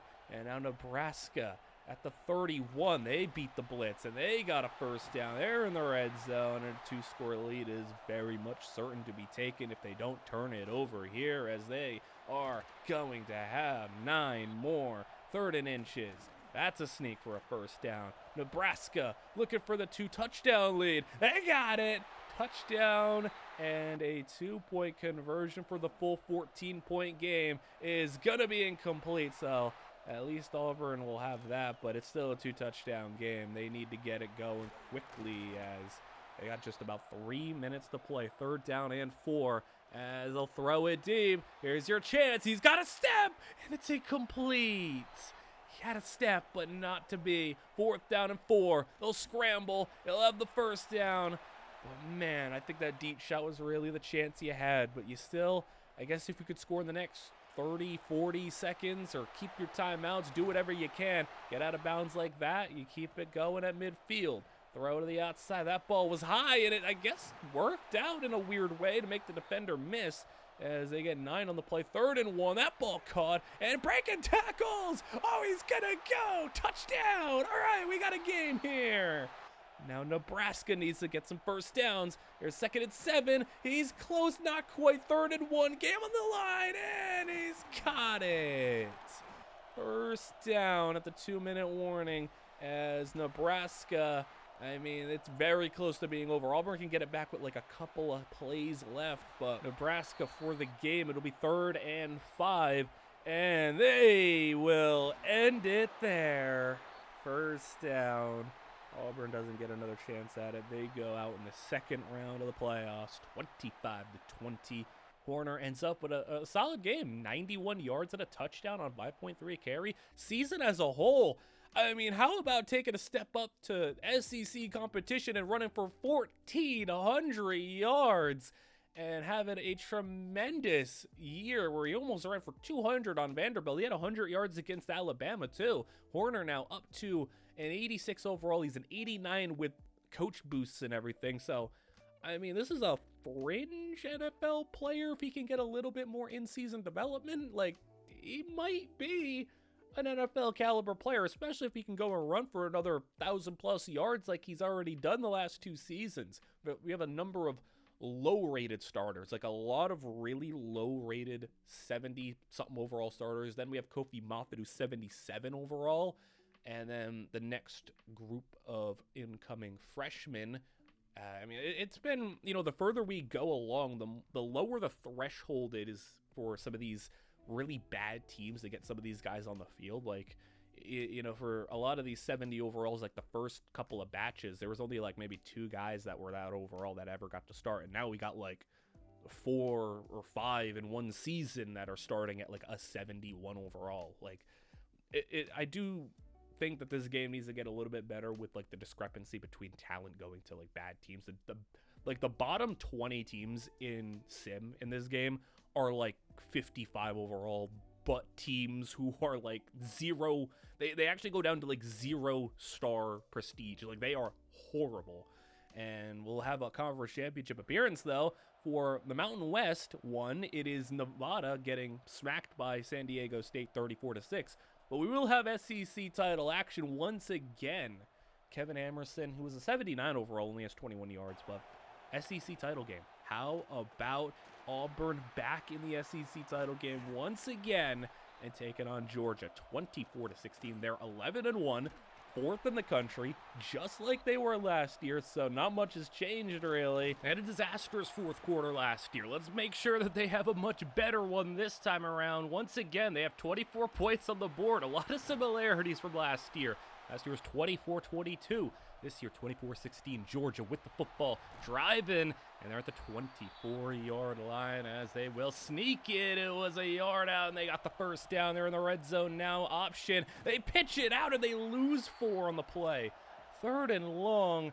As with the pressure coming in, they have to get it out short. Not to the first down marker, but 4th and 2 is enough for them to go for it. As they've taken a lot of time in this fourth quarter, and he caught it. Touchdown! They went for the end zone, and it was in coverage, but he reels it in. 2-point conversion for the tie. He's caught it, and it was another contested grab. 24-24, Horner with the carry, and Auburn's drive getting going with Horner for 18 yards. He's got 117 on just 8 carries. Give him the ball more. They throw it to him for a yard. 3rd down and 7, clear out the backfield as they will throw. Right side, open man in between the zones, and he's got a first down. 3:30 to play. Horner on the carry, slips through and finds a nice lane for another first down gain of 10. Can't believe he's just got 9 carries. Come on, a sack comes in. And Auburn backed up to 3rd and 23. Got to get into field goal range. Instead, he throws a pick. And Georgia has it with 2 minutes to go. And the SEC title game is going to come down to this defense trying to hold off in great field position for Georgia. And they do. Picked off right back. Georgia had the chance, give it right to them, and they gave it right back. Auburn now can come out here, get maybe 1 first down just like that, and they're in field goal range. 1:30 to play as they will fire one over the middle. 8 yards, 3rd down and 2. Outside, it's caught for a first down. Georgia can't stop the clock anymore, and they're going to go all the way to the end zone. Touchdown. Probably a good thing for Georgia since they'll at least get a chance with the ball to score a touchdown, maybe go for 2 if they want to, whereas Auburn could have just ran out the rest of the clock with the way Georgia had only 1 timeout and 1:20 to go. Here they stand, though, 37-yard line, 52 seconds to play, and over the middle, coming across the field, they had intersecting routes, and one wide receiver came up with it and got the first down. 49-yard line, floated one to the outside, defender gets a hand on that one, and it's incomplete. 3rd down and 10 from the 40, as he'll throw over the middle, and incomplete. 4th and 10, game on the line, quick ball is thrown in for the first down, and Georgia out of timeouts, 30 seconds to play. That ball, he's not going to get there. He's not going to have the first down. They lose like 6 seconds on that one as they go 17 seconds. It is, he's throwing, and it's out the back of the end zone. Not only that, it looks like it's an illegal forward pass, but I guess they'd rather take that than the sack. The problem is you get a loss of downs, 5-yard penalty, 13 seconds to play, and they throw it underneath. There it is, first down, but there's no timeouts. There's just 9 seconds to play at the 21. They're looking like they're going to get one last play off, as they will. They're not even going to spike it. They'll call it here. 4 seconds to go. They'll take the snap. This is the final play of the game for the SEC title. And so, touchdown, Georgia! Oh, you gotta be kidding! At the buzzer! And we're going to overtime. A 12-play, 80-yard drive in 1:13, and they took every single second they needed. But we're going to overtime. Auburn, first play of overtime. They got it first, and they have it, and they throw a pick. Georgia, come on. This is ridiculous. Georgia with the ball, and unless they get a turnover or a missed field goal, it's all over for Auburn, just like that. They'll just throw a couple of screens, play it safe, and they'll get inside the 10-yard line. Goal to go. At what point do they just keep it safe? Look at that, another little pop, and it's a touchdown to end the game. Georgia scores as time expires and then wins it in overtime. Unfortunately, I would imagine that means no first round bye. Horner, just give him the ball more. 10 carries, 126 yards. He makes all NCAA, All-American team, where his Auburn Tigers, interesting matchup there. They are the 5 seed, so they just missed out on the first round bye, but interesting matchup considering Horner, I believe, started his career at UAB, transferred to Liberty, and then transferred to Auburn. So he's going, I guess, back to where it all began. These other running backs, Kevin Lieber, actually, like, he's not bad for a 71 overall. He just doesn't get a lot of touches, but he's a pretty good receiving back as well. I don't know what's going on there. Paul Wayne had 240 carries for Old Dominion, 800 yards, so not a overly efficient season. A lot of these guys, though, not in bowl game action. No surprise. They're low overall running backs who generally aren't performing very well, like Denard Bynum, who had 10 touchdowns, but was on 2.8 yards a carry. Like, this is brutal statistics that you are seeing, and you could just see how hard it is for one of these guys to break through like Horner has. Then you get into a bowl game where UL Monroe gets beat up by Louisiana Tech. So it was Kofi Moffitt's opportunity. He only got 62 yards in the game. Not a bad game. And honestly, really nice season. 1,100 yards, just 6 touchdowns, but 1,100 yards on decent efficiency. We'll take that compared to what we've just all watched. And he had 5 100-yard games, so a couple of big hitters. Now we get to go into a quick bowl game where SMU immediately scores a touchdown, 24-10 over Nevada. Nevada made the conference championship, and we didn't get to really see it because it was a blowout. But how about a bowl game here with a read option? Look at the quarterback go! He's just gonna go all the way, 67 yards, untouched.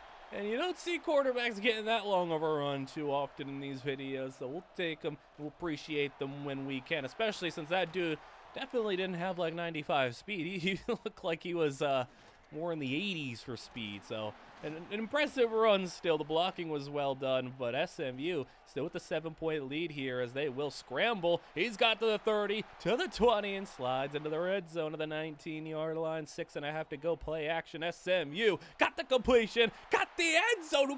He got hit right at the end there, and they'll eventually punch it in. I thought he had the touchdown on the catch, but it'll be still 31-17 regardless. 5 minutes to play. They got to get down the field, and I don't think their quarterback's going to have another 60-plus yard touchdown run in him to get there. 3rd down and 4 from the 42 of 4 minutes to play. That's going to be caught for a first down, and with a little extra room to get to the 42 of SMU.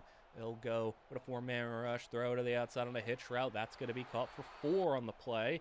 As 3:30 to go, and you really got to come up here big on 4th down and 6 now, as SMU only sends 3. They'll throw it deep to the end zone, incomplete, and SMU looks like they're going to be able to maybe put this one away, though.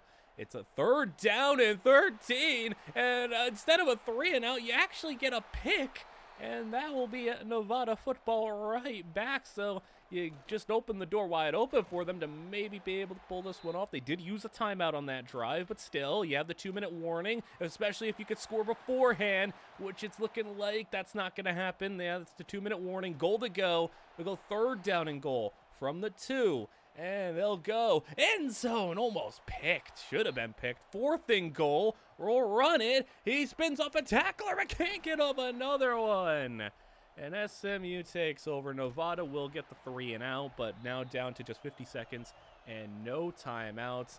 Nevada will get 1 first down, but you're looking at the onside kick situation here, and just 20 seconds to play. They'll score a touchdown to make it a 1-score game, but onside kick is over 1 SMU player, but into the second, and he will end it.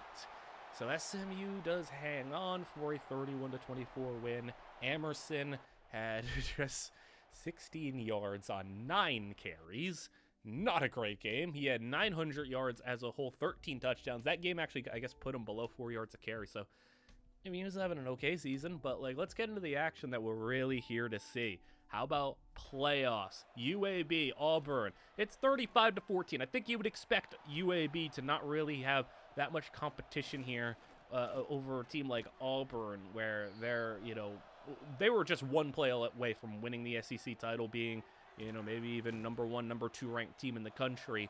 And now to have to play in the first round, it's not a first round bye, but it's about the closest thing you're going to get playing the 12 seed. So UAB, I guess they're trying to make it a 2-score game, a 4th down here, and they'll throw over the middle. That's caught for a first down, just giving them a little bit of a chance. I mean, it is that little, I don't know if I'd call it a revenge game for Horner, but, a game in which he could get some sort of, maybe they kicked him out of UAB. I don't know. Let's create some narrative there. Auburn on 4th down. Defense gets a pick. What little chance UAB had of winning this one is all over. Auburn eventually drives it down the field. 2 minutes to play. And how about padding on a little bit more over the top of the defense? Touchdown, Tigers. And they end up taking it home.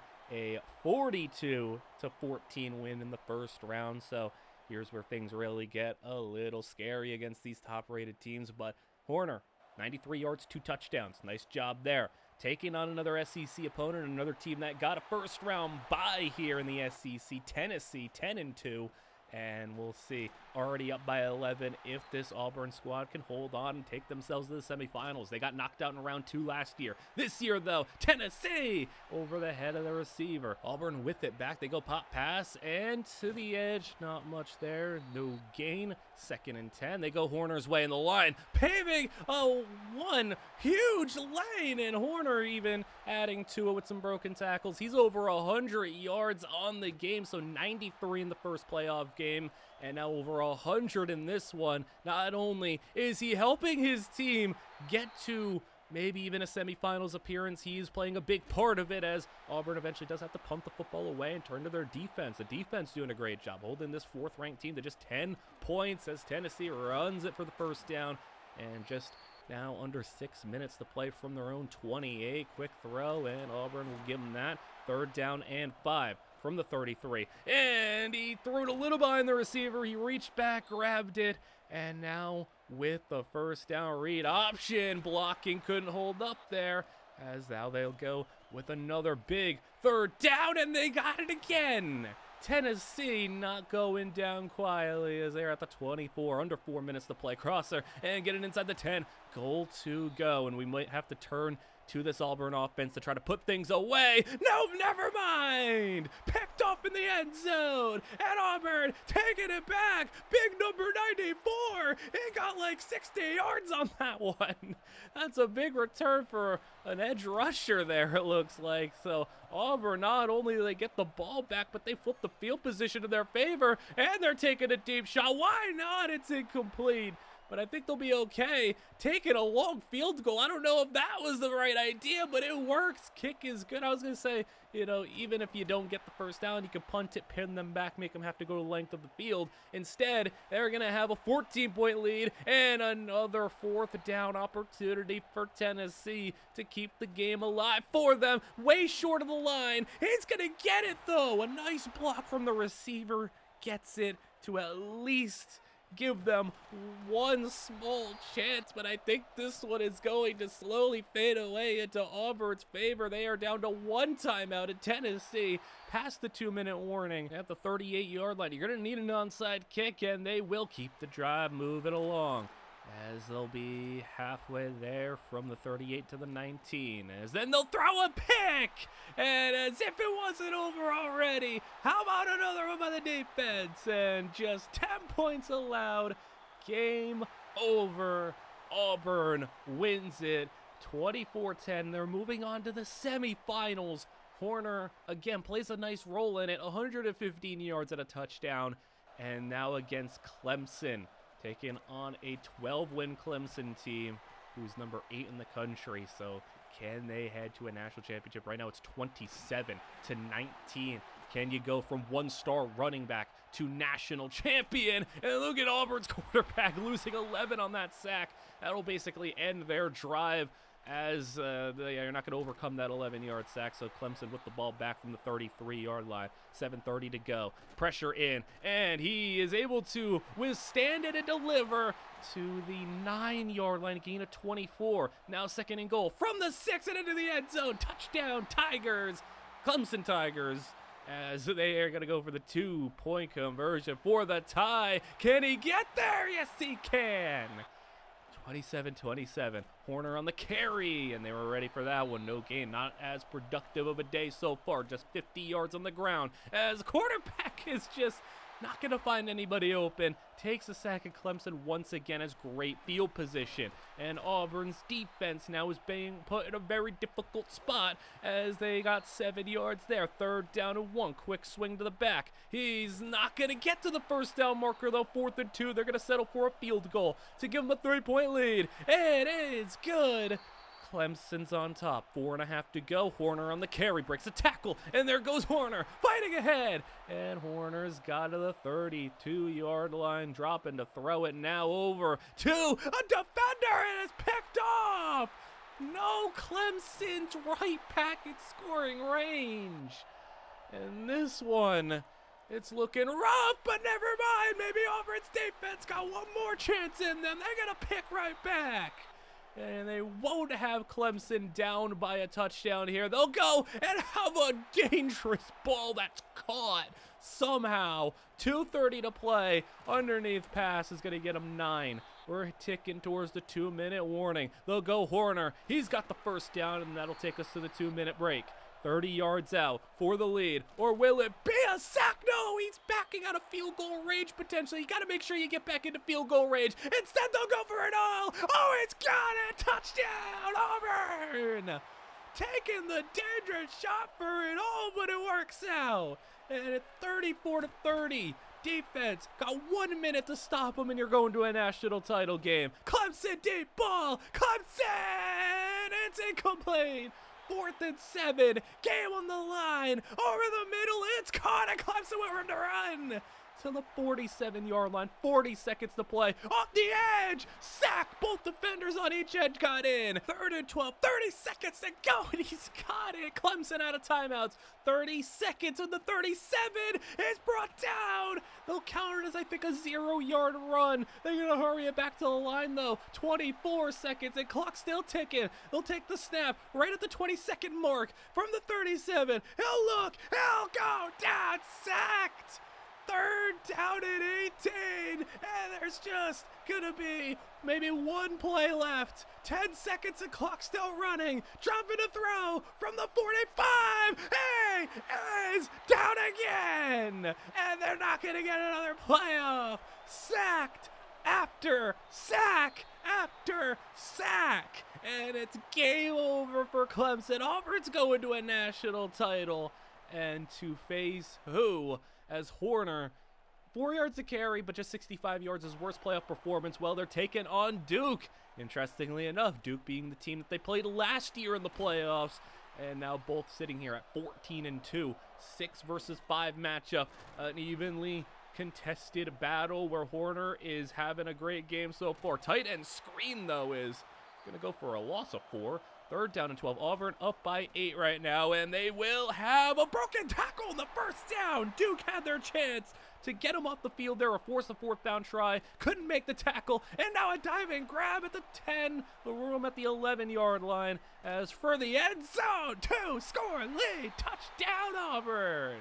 And we could actually be seeing a national championship victory for a 1-star running back. And not only that, a guy who played a major part in this. Picked off. I think this dude number 38's got like a pick in every game. I keep saying him, and it keeps on making plays. And he's at the red zone to start the drive. Backup running back checks in for a carry, and he'll have it at the 14-yard line. 3rd down and 6. First down conversion. Auburn's about to make this a 3-score game as they will run for a loss. 3rd down and 8. As will they find the end zone here? It's going to be a shot. Back corner. It's caught. Touchdown, Auburn.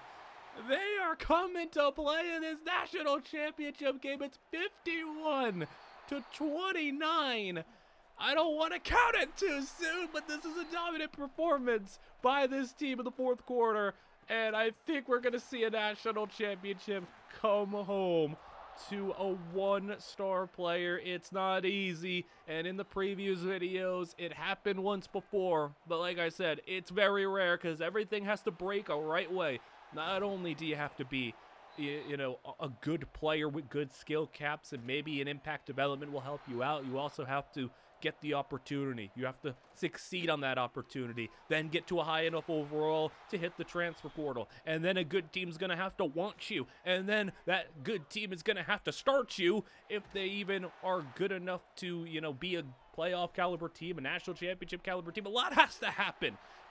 And it all happened here as with 2 minutes to go, Duke will find the end zone, but it might just be too late. Onside kick. Duke is going to get the onside kick.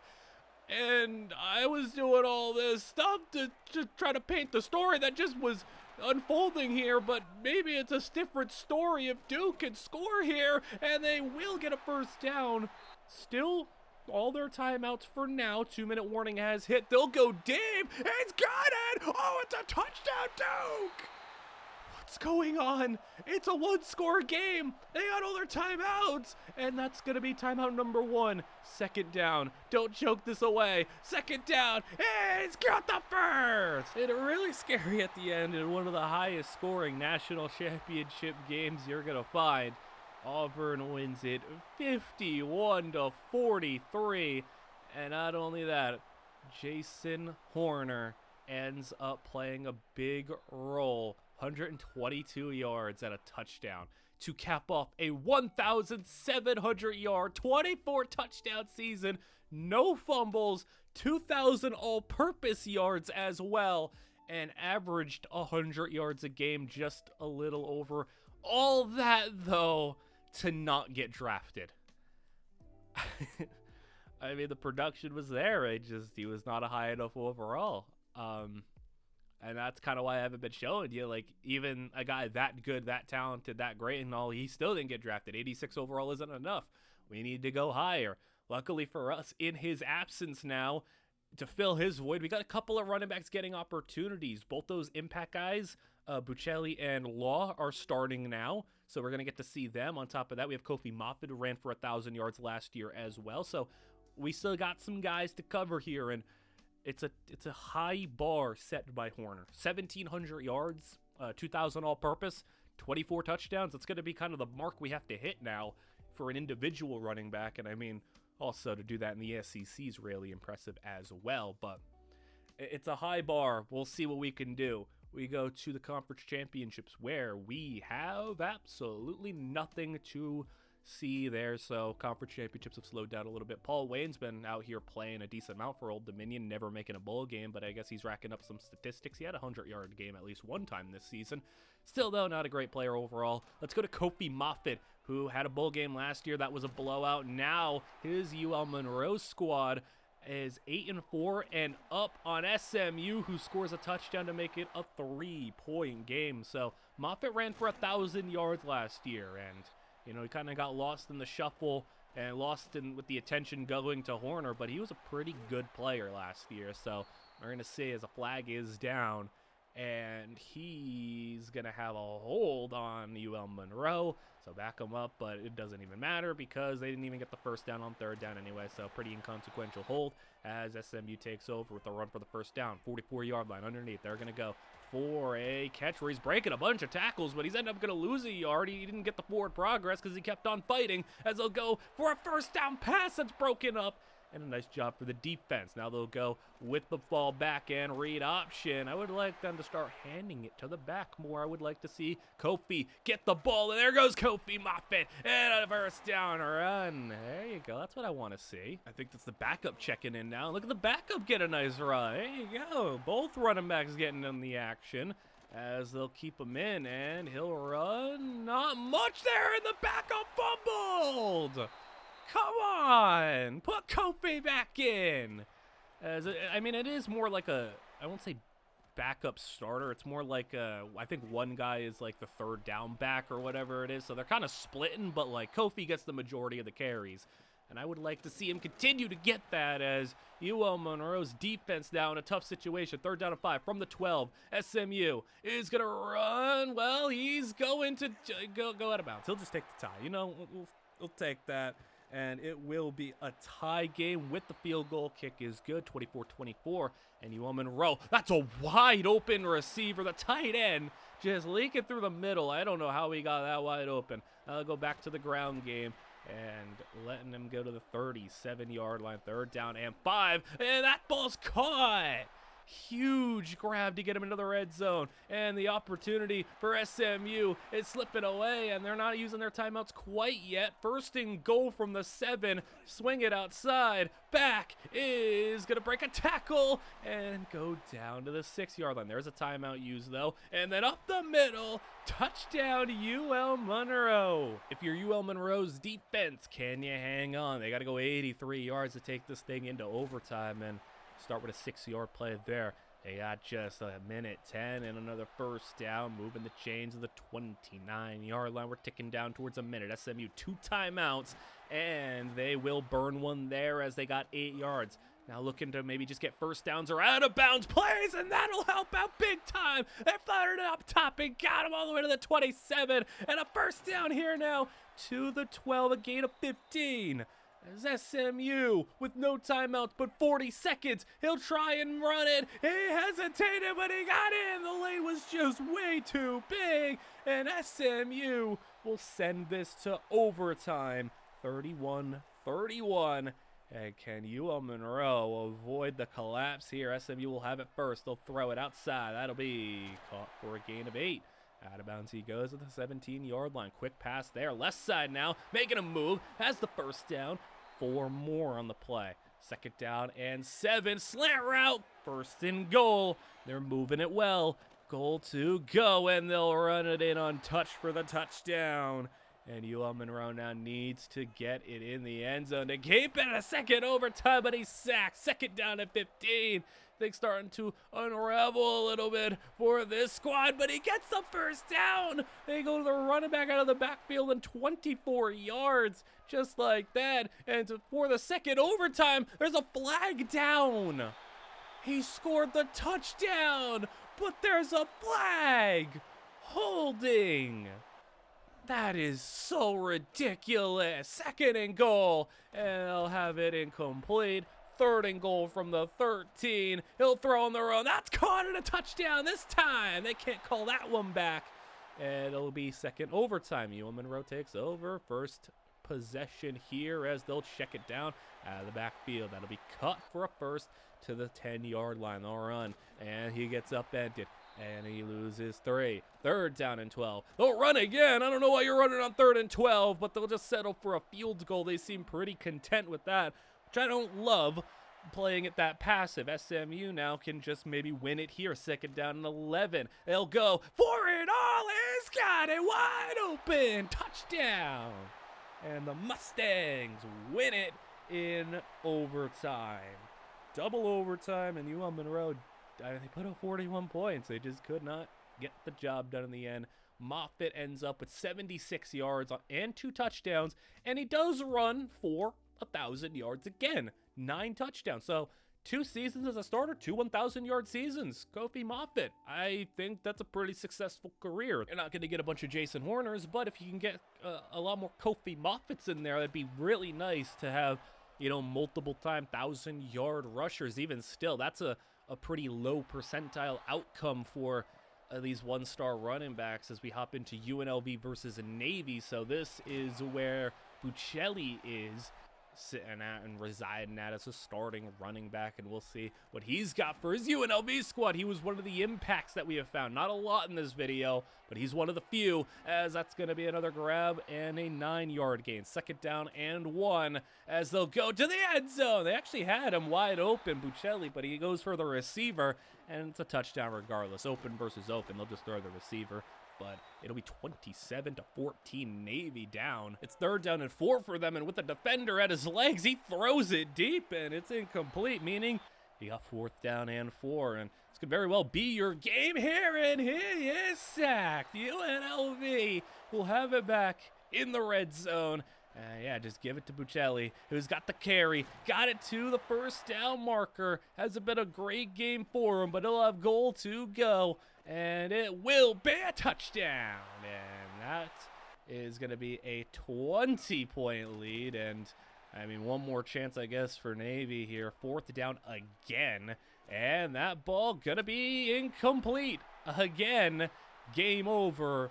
UNLV ends up winning 34-14. They run out the rest of the clock pretty handily. And Buccelli does end up with 69 yards and a touchdown to cap off a 700-yard, 9-touchdown season. So not a crazy year, but, you know, first-year starter. He's still a sophomore, which not a lot of sophomore red shirts have gotten opportunity so far.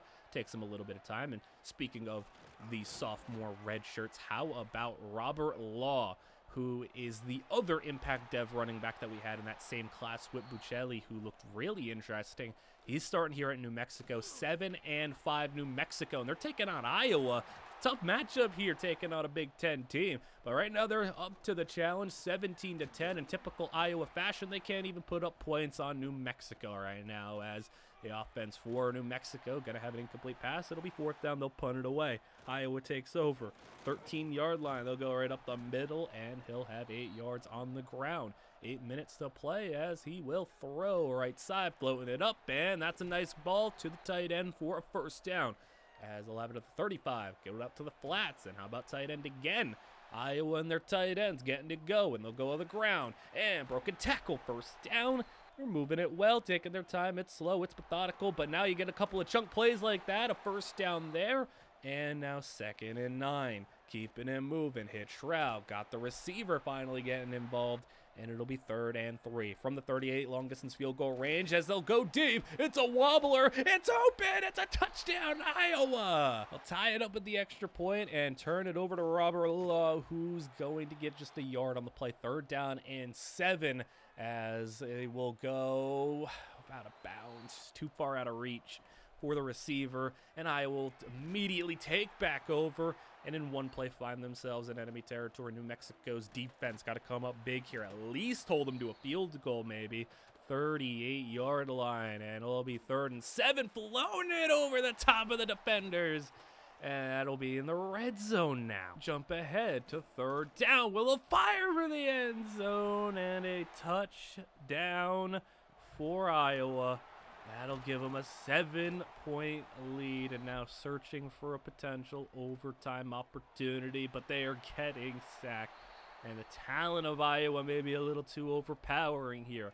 4th and 14. He'll fire down the middle and in the face of pressure and in tight coverage. That somehow works. Now he'll scramble. He's got to go down. 1st down. All right. They burn a timeout. 90 seconds to play. Here's Robert Law. Gets through. And that's another 1st down. They're moving it really well right now. They're giving themselves a chance. And it'll be another 6 yards. He got just over a minute to play. They send the blitz. Beat him with the slant route. Got him gone. Touchdown. New Mexico ties it with a minute to play, and now just needing to stop Iowa, who maybe was content running the ball, running the clock, but when you let them get a 20-yard run, you give them an opportunity to burn timeouts, and now with 30 seconds to play from midfield, he's running. Hey, sacked! 2nd and 22. They got no timeouts. It's basically one big shot down the middle and then spike the ball. Instead, he'll run it, and that's a lot of room. How did he get that much? And it's a 1st down. He scrambled for 22 right up the middle.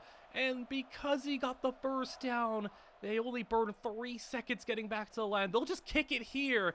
It's a long 55-yarder for the win. Kick is good. And New Mexico, needing an 82-yard miracle, is not going to have it. Incomplete. Game over for Iowa to take it home at the very end. You put up a nice fight, though, against a very solid Iowa team. Law ends up with 62 yards on 4.1 a carry. And how about a 1,100-yard season, 7 touchdowns, 4.5 a carry. A really nice year for Robert Law, who's, again, sophomore redshirt and a 78 overall. So he has a lot of room to grow. And Dwayne Buccelli is actually going to go to Oregon State in the transfer portal. That's interesting. And then we get some other starters. Kenya Gill is going to be a starter at Western Kentucky. Robert Law, how about all things considered? 94 elusiveness, 88 quickness. He's above an 80 overall. Buccelli also above an 80 overall, both of them starting. So those are the only two major starters that we have, but they're both looking really good, and they both have another year of eligibility after to get even better. I don't know how much better Buccelli's going to get. He seems a little bit more closer to his max, but got an impact development here. Brett Watkins for Hawaii. Not the best skill set, but impact dev will always take it. I'm really interested, though, especially with Robert Law, who's looking really good. And again, another year to go. And if he puts up another productive season, gets himself some nice in-season progression, could he top our highest overall up until this point, our highest being Horner at an 86? Maybe he can get up to that point. I think it's possible. Go to the conference championship, UNLV versus New Mexico. And here we are, the conference championship for our guy, Robert Law. See what he's got here as UNLV with the ball first. It's 17-10 UNLV down, but in the red zone right now to start things off, and they will tie it with a touchdown. We get to turn things over, though, to Robert Law and see how much he can get the ball here in this tight situation where they go pass play for a first down. And then new set of downs. They send Robert Law on a little check down where they hit him here, first down. All right, so Robert Law doing a little bit through the air. Now on the ground, he'll break through a tackle, and Law will have it right past midfield. Second down and inches. They'll go play action to him. Go right side tight end, and that'll be a first down. At the 44, Law on the carry. And there goes Robert Law. He's got a nice burst and 10 more yards. Sneak it. That'll be a first down. He got just enough to get there as out the 30-yard line. This has been a great drive so far. Passing, running, multiple guys getting carries, multiple guys getting catches, and the screen there is going to be what derails the drive, though. They went 3rd and 2 screen, lose 3. And they'll have to settle for a field goal, but kick is good. 20-17 now, as they will have a scramble. UNLV, I mean, that was just a lot of space opened up there, as they will go on the throw into the flat, spinning off a defender, making a juke. That's 11 on the play. 5 minutes to go. They go pump fake, quick hitter, and the hitch is going to get them 7 on the play. 4.5 to go towards enemy territory. They go and cross midfield. The 47-yard line.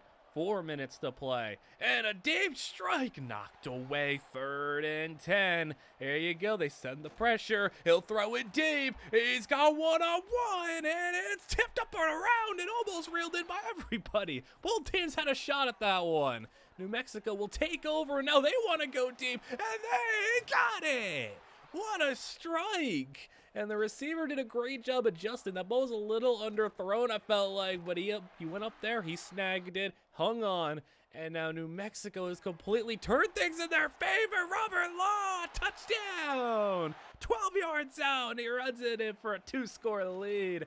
As now UNLV in a lot of trouble here, and they will have a nice play, 30 yards on that one. 2-minute warning is approaching. They'll get out of bounds here, so you'll get one more play before the 2-minute warning, it looks like. And there it is, first down. Got all your timeouts, and just got to hold on to them. Play action. 3-man rush, and I don't love that one. I think you could have taken your time there, especially with the 3-man rush. Instead, it'll be 3rd down and 7. They'll run it. A bold call, and they don't get it. 4th down. They're not even going to kick the field goal. They're just going to go for it, and you know what? You deserve that. I think they horribly mismanaged that. Run the ball on 3rd and 7, and then don't kick the field goal.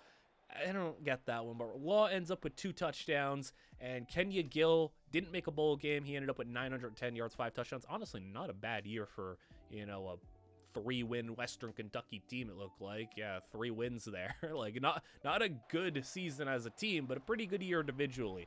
So we go to Oregon State. Buccelli starting here at Oregon State. They're taking on a ranked Arizona State team. 27-14 your score, where an 8-4 versus 9-4 matchup is going to be Arizona State trying to pull this within 1 touchdown. They're well on their way to doing so. Red zone opportunity. They get the screen out. First down and to the 11-yard line. As they will drop and throw, a delayed extra rusher comes in. They throw on the run, and a nice ball back across the middle of the field for a touchdown. 27-21 as Oregon State takes over, and we'll see They hand it off to Buccelli, but throw it instead off play action right to the linebacker, and it's picked off. It's a bad decision there, just a rushed throw, and I don't like anything about that one as Arizona State will take over. It'll be 3rd down and 11 pretty quickly, but a linebacker just swatted that ball. He could have had a pick there, I felt like. He just punched the ball out of the air. I have not seen a swat like that before. They do add a field goal, though, so it will be 27-24. And Oregon State trying to avoid throwing an interception on this drive. They will on this play at the very least and get a 1st down to the 47-yard line. How about finally, there you go, Buccelli on the carry. Makes a move, cuts to the outside with room. Oh, can it go? One man! And he couldn't beat him to the edge, but there you go, a big run, and he's had a big game. Keep it going. There you go, 9 more. He's at almost 150. Backup running back wants to check in. He's not going to get the 1st down, so they'll burn a timeout. Arizona State will have it with about 2.5 to go. They get it down to 2 here after their 1st down play. So 2 timeouts and a touchdown would give them the lead. For Oregon State, getting the ball back here basically ends it. Minute 30 to go, 3rd down and 5. 38-yard line. He can't hang on to that one. It was a tough grab to make, and now it's 4th and 5. Game on the line, and he can't hang on. That might do it. Buccelli on the ground. 1st down and more. That ends it. And he has one heck of a bowl game here for Oregon State. Look at these numbers. 158 yards on 16 carries, including a 50-yard run. Ends up with 1,200 yards and 19 touchdowns. And adding 1 more in the receiving game. So 20 total touchdowns. And his Arizona State game was maybe his best game. We go over to a much different type of game here. New Mexico in the snow is up 6-5. And we'll see what Robert Law has in the snow. You can definitely tell that the snow has impacted these offenses quite a bit. And they have not been able to do a whole lot. Nobody's found the end zone quite yet in this one. And it looks like that might continue. Field goal try. Kick is up. And at least the field goal kickers doing their thing in the elements. 9-5.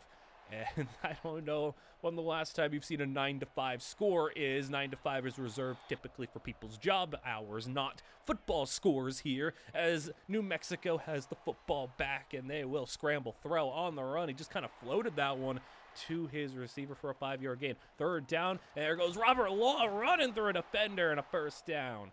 All right, the 44-yard line. Go back to Law, who stiff arms a defender and breaks another tackle and has the 1st down. Look at Robert Law go. I want to keep it going with them, but they go play action. 6.5 to go, and they find a man over the middle. Touchdown here might just end it because no one's been able to find the end zone yet, as Law will have 4. Field goal, though, will give you a full 7-point lead, so that also would be pretty big. 3rd down and 6. He just gets rid of it. And yeah, they will settle for a field goal. And trying to win a game just hitting 4 field goals. It's 12-5. This is, I mean, we might have some on-channel scoreagami here. I mean, I don't think I've ever had a game end 12-5 before. They go handoff, as that's going to be a tackle for loss of 3, 3rd and 13. 4 minutes to go. And over the middle, that's going to be broken up. Incomplete, and they punt it away. So they trust the defense to get a stop here. And Robert Law is running tough in the snow right now. 5 more yards and just refusing to go down on first contact as they throw it deep. And it's incomplete, a double coverage. Middle Tennessee takes over, and I mean, they haven't been able to score a touchdown all day, so I can't really say that they are in good position to do that because they haven't been able to show us that they can do it. Tackle for loss, another 4 yards gone, and now a sack. They just keep going backwards. 3rd and 21, just over 2 minutes to play, and they will get a couple of yards back. We'll get 5, but it's 4th and 16. Basically could be your game here, as he's going to have a lot of time throwing deep, and in double coverage, it's incomplete. Game over with another 1st down run here, as 3rd down, they go Robert Law. He doesn't get it, so, okay, Middle Tennessee, you got a minute 45 and 1 timeout. Will it be their last drive of regulation? That is the one that finally makes them find the end zone. I kind of wanted to see the score end 12-5, since I don't know how many chances we'll ever have of that happening again, and it might happen here. 4th and 5, 1 minute to play, and it is is incomplete. And that will do it. A snowy 12-5.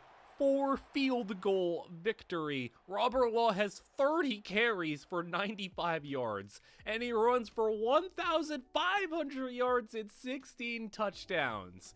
A awesome season, and he's still got another year left in him. He's already an 84, so he's going to get a little bit better as well. Kenya Gill ends up transferring to SMU, and he's just going to be buried on the depth chart, so good on you, Kenya Gill. You've upgraded to being a ACC practice squad player, I guess. Robert Law, though, how about this? 89 overall. He's a 90 with boosts.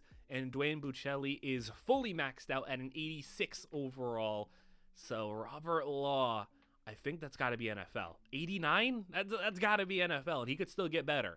So we're going to see if he could find himself being the first player drafted. New Mexico has playoff aspirations, too. How about 11-1, 22 in the country, and they're taking on a fellow 11-1 Air Force team.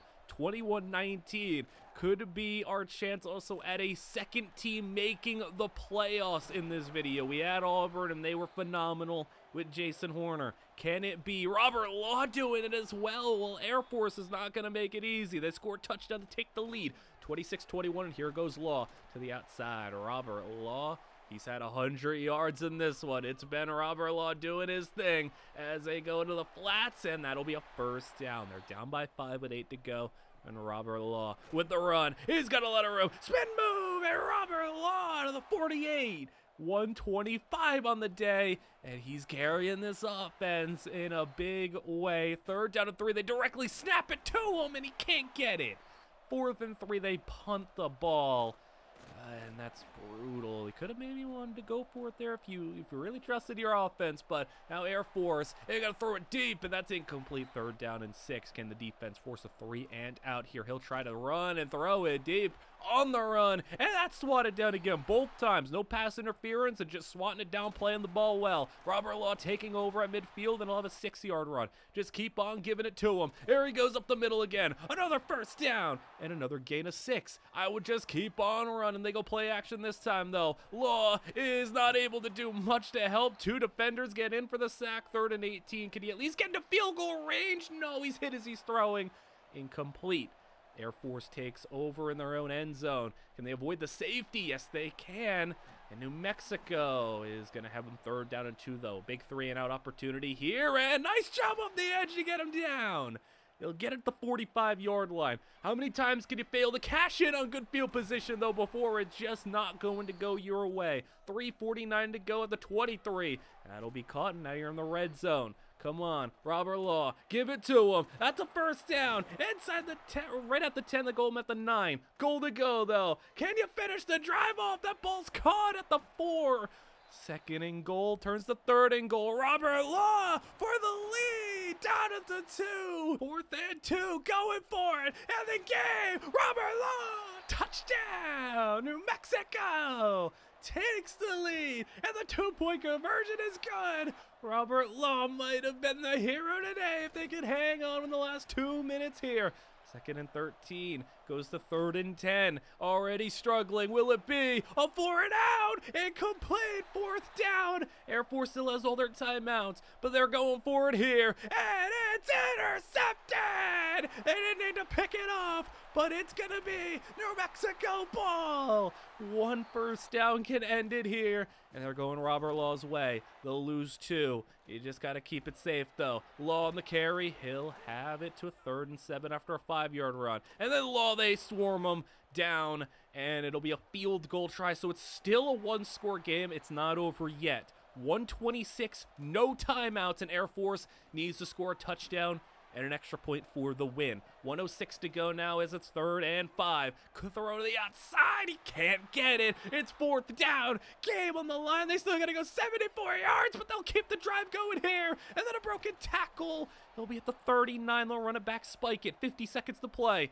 And he's got a clean pocket throwing down the middle. Railed in at the 31. They'll spike it again with 40 seconds to play. And that ball caught in the field of play. No first down. 27 seconds to play. He's scrambling. He's going to run. He's got the first. Down to the 14. 20 seconds to go. Come on, defense. There you go. Sacked him.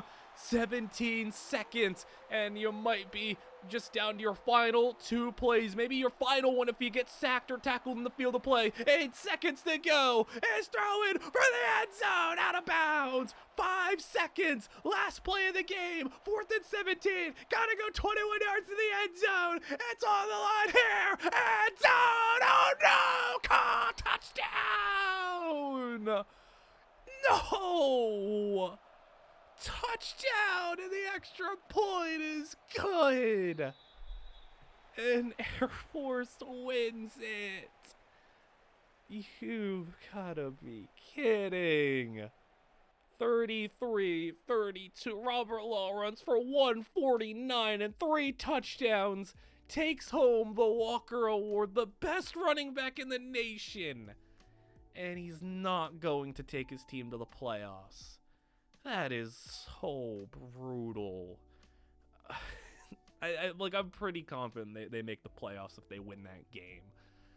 Oh my goodness. All right, well, let's look at if the best running back in the nation can't do it, maybe nobody can. This is the best running back we may have all video. So we go to bowl season here. Oregon State 9-3, so an improvement from their 8-4 last year. They are ranked 18th in the country as well, so Oregon State was kind of maybe a win away. If they went 10-2 instead, they could have made the playoffs, and Buccelli was doing pretty good this season. So they're in the Alamo Bowl taking on Utah, who's 8-4, and we'll see if they can pick up the victory here as they get a first down run. Utah down by 12, but with the ball in 8 minutes to go, easily could make this a one-score game with plenty of time to go. So let's see if we have a nice ending of the career of Robert Law and Buccelli, who have been two of the better backs in this one. That ball really floated up there, incomplete. 4th and 5. It's a long field goal try. It's a pretty big risk for a field goal that still keeps it a 2-score game. They do hit it, but it's still a 2-score game. That's an interesting situation to be put in because the field goal, it helps a little bit, but not as much as a touchdown would have, or maybe helping yourself getting them pinned back in field position if you wanted to go for it as well. That was also an opportunity you could have maybe taken. It was 4th and 5. It's a weird spot to be in, but Oregon State's going to take this football back, and they are moving it, and they're doing well right now. There you go. That's Buccelli through the air getting the catch and run. 40-yard line now of Utah. They get a sack, fumble. Offensive lineman picks it up and stumbles down to the ground. 3rd down and 13. As Oregon State is going to move left. He's going to just run it down to the 41-yard line, and they will punt. No 58-yard field goal for them. I kind of agree if you can't make it from there. Or even if it's like a 50-50, I'd still just say punt it. Don't give Utah the opportunity to get good field position. If you miss it, make them earn it, and they've earned it there with that big play. But it's still 3:40 to go from the 42, and they go outside. 2 defenders out there. 1 misses the tackle, 1 finishes them off, and it'll be 2nd down and 2 from the 34. Throwing it deep on the run, and intercepted in the back corner of the end zone. Just not enough there for Utah. Didn't get enough power on that one, and instead Oregon State direct QB run for a double-digit yarder, and they go Buccelli up the middle. That's a nice one there, as they had a good bowl game last year. He's going to have a good bowl game this year, it looks like, and he's still running for a first down almost as they'll try to get it here. Breaks the tackle, and they gave it to him. That'll wrap it up. So he ends the game, and a bowl victory for a number 18 ranked Oregon State squad. He ends up 1,300 yards, and how about 25 rushing touchdowns? Add 3 more in the air to give him 3 receiving touchdowns, 28 total scores. Awesome season for Buccelli. Just a touchdown machine. And then we move over to New Mexico, who, coming off their heartbreaking loss in the conference championship, they get to take on a not so great consolation prize in Jacksonville State, who is 6-6. They are up 14-3, though. They're right now proving that they are the better team, and Robert Law is just having to watch his career come to an end here with 8 minutes to go. Can they pull this one off, though, to give them a 12-win season? 4th down for Jacksonville State. 8 minutes to go. That ball picked off, and it'll be New Mexico football at about the 46-yard line. as we move ahead to third down for New Mexico, and they will convert.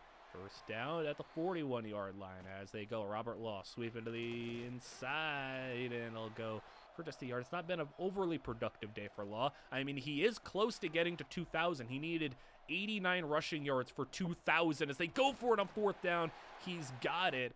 So he's inching closer to a 2,000-yard rushing season. And I don't know, as he stays in bounds there, that's impressive. As he'll be at the 25-yard line, he'll throw, and Robert Law's got it in the air. All right, I mean, he certainly got 2,000 all-purpose yards, but to get the rushing yards would be nice as he gets it on the ground here, gets the end zone, and Robert Law has a touchdown, and maybe 20 to 30 yards away from 2,000 on the ground in the season here. That would be one heck of a feat to get 2,000 rushing yards at 14 games as they'll throw it deep. Third down and an incomplete pass. Down 21-3. They will throw. Fourth down and a game on the line here, and that looked pretty identical to the third down play as they will take it over. I want to run it with Robert Law. Come on. Fourth down, though. They go a quick 3 and out, take a field goal. It'll be 24-3. And with that, I'm only staying in just to see him try to get that 2,000 yards, but I don't know if he's going to get it with the way it's looking right now. Fourth down, they'll throw again. They can get the ball back here, and they will get the ball back, not in the way you would have expected, though. Touchdown, Jacksonville State on a deep bomb. I guess that's all right, because now you really have to force New Mexico to run it a little bit more, because they can't just coast on the 3-score lead, and they'll have a little bit more field in front of them. I just want to see 2,000 yards. Come on, Law on the carry. There you go. It's a nice run, first down.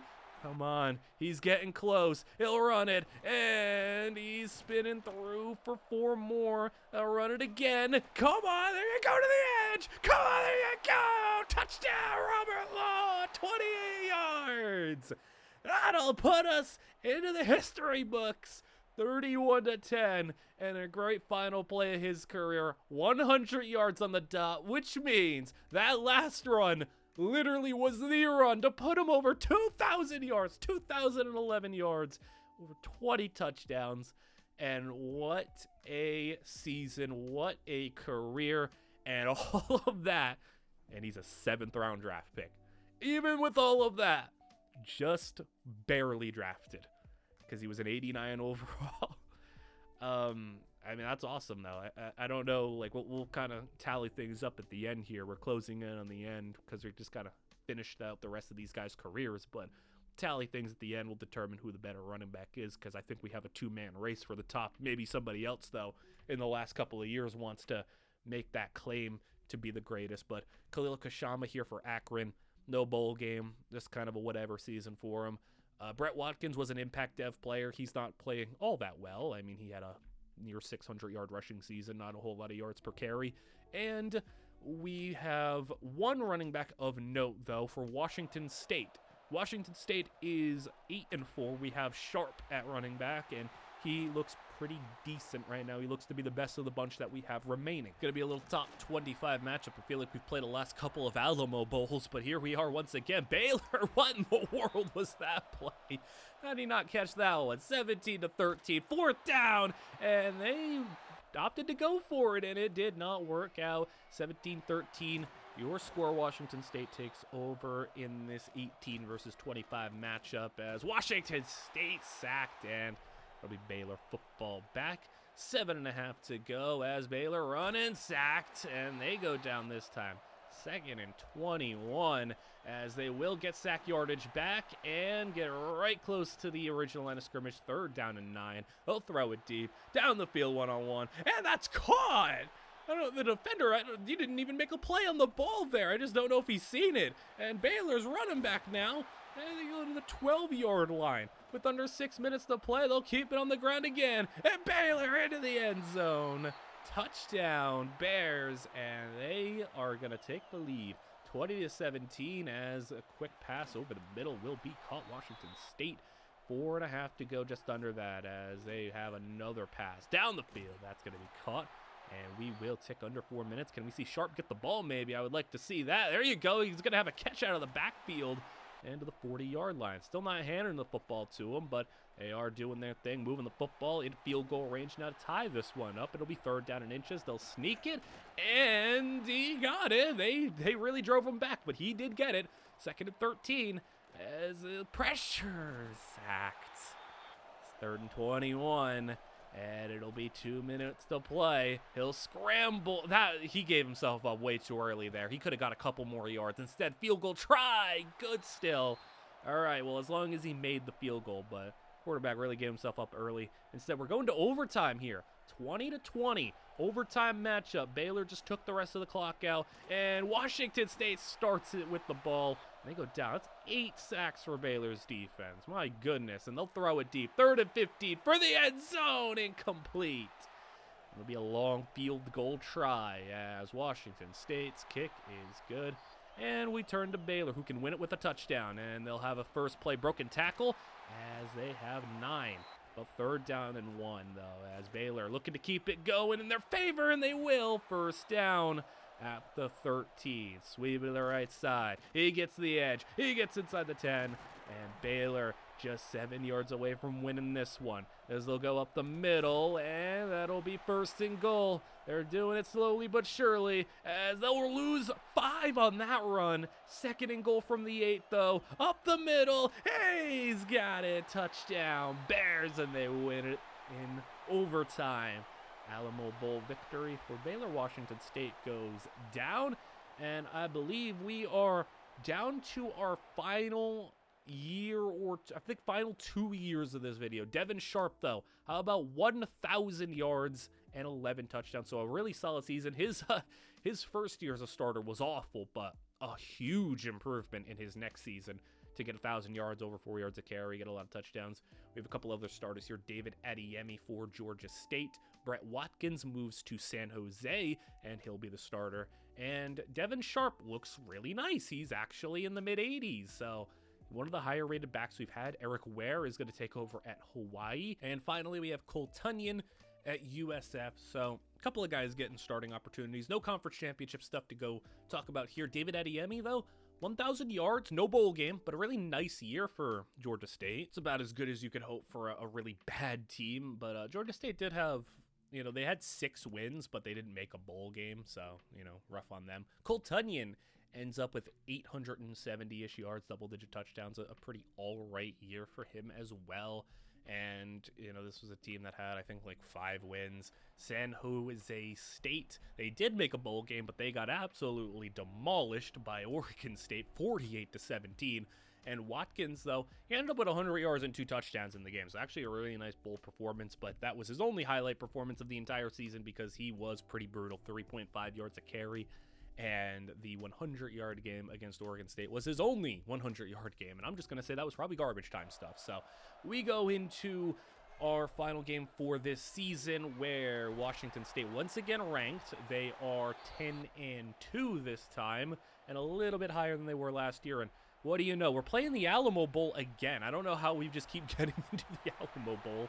I guess the Pac-12 just because, there's only 2 teams in it. So it's just whoever is leading between Oregon State and Washington State gets to play in the Alamo Bowl. That's so brutal. Poor Pac-12, man. All right, well, we'll see what we got here as TCU is up by 4. 2 10-win teams as they go with the option. And he'll have all the way to the 1. Oh, they rolled him in. Touchdown. They rolled that a score. That was really close, but they give it to him. 24-21. That's the lead for Washington State as TCU takes over the first down grab there. We got the 7-minute mark ticking closer to it. 36-yard line to lose 2. 3rd down and 12 now as they are backed up, but they are going to have an incomplete pass.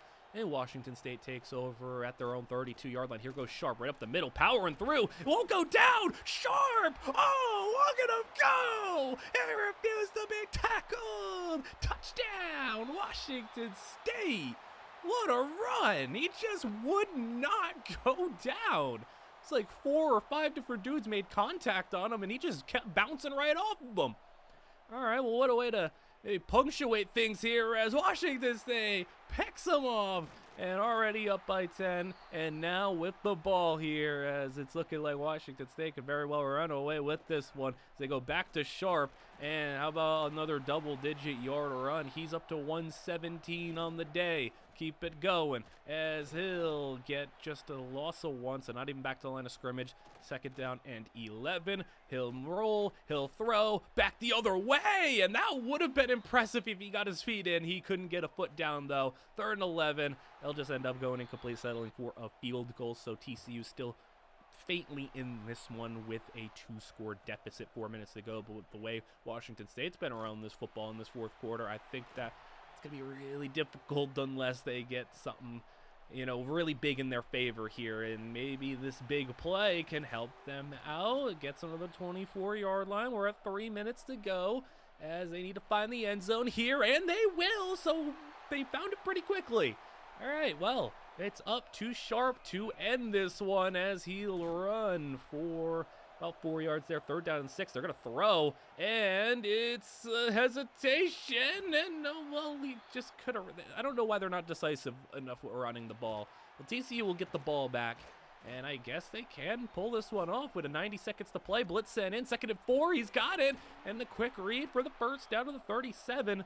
All right, here you go, TCU, to try to end things positively back in the end zone. Oh, it's caught. Touchdown, TCU. They got a foot in, 35-34. All right, TCU was once down by 13, now up by 1 with a minute to play. They're on the outside, and it's caught. No, he hung on to that one.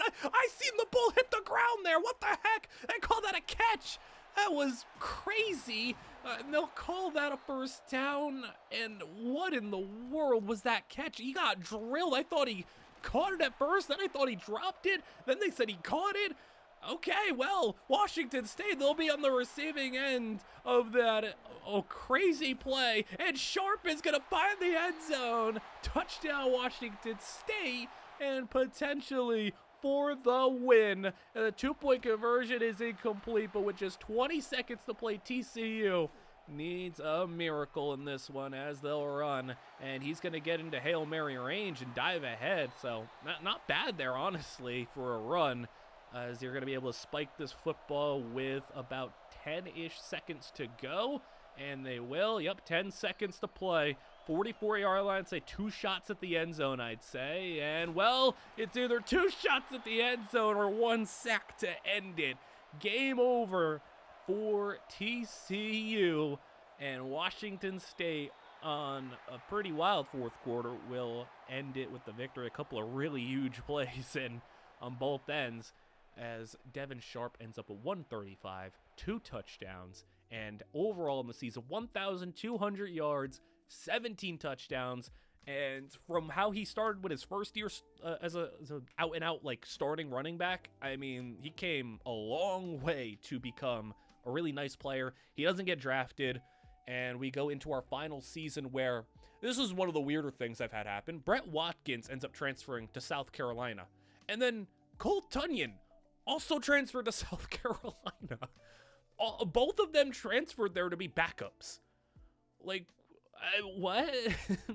And they both end up not doing really anything. They both just get like 100 and something yards, 100 to 200 yards. And Eric Ware ends up with 700 yards and no bowl game. So that was weird. I've never had 2 players in the portal, I don't think, that were like eyeing like that, both commit to the same team from the portal. I don't think that's happened before. So that'll wrap up the video, and we will have the extra stats and info. So stick around for that as you take a look at the champions and the Heisman winners, as I always show you at the end.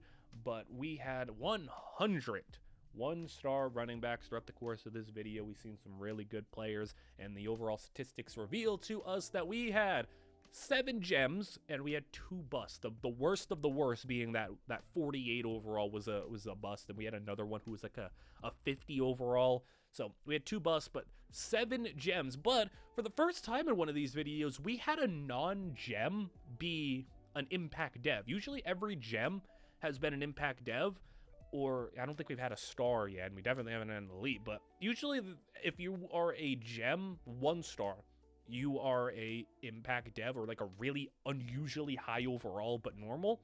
But for the first time, we actually had an impact that wasn't a gem, which that just doesn't happen very often. So it's a weird little stat to be, positive about. Gems or non-gems with impact dev, they are out there.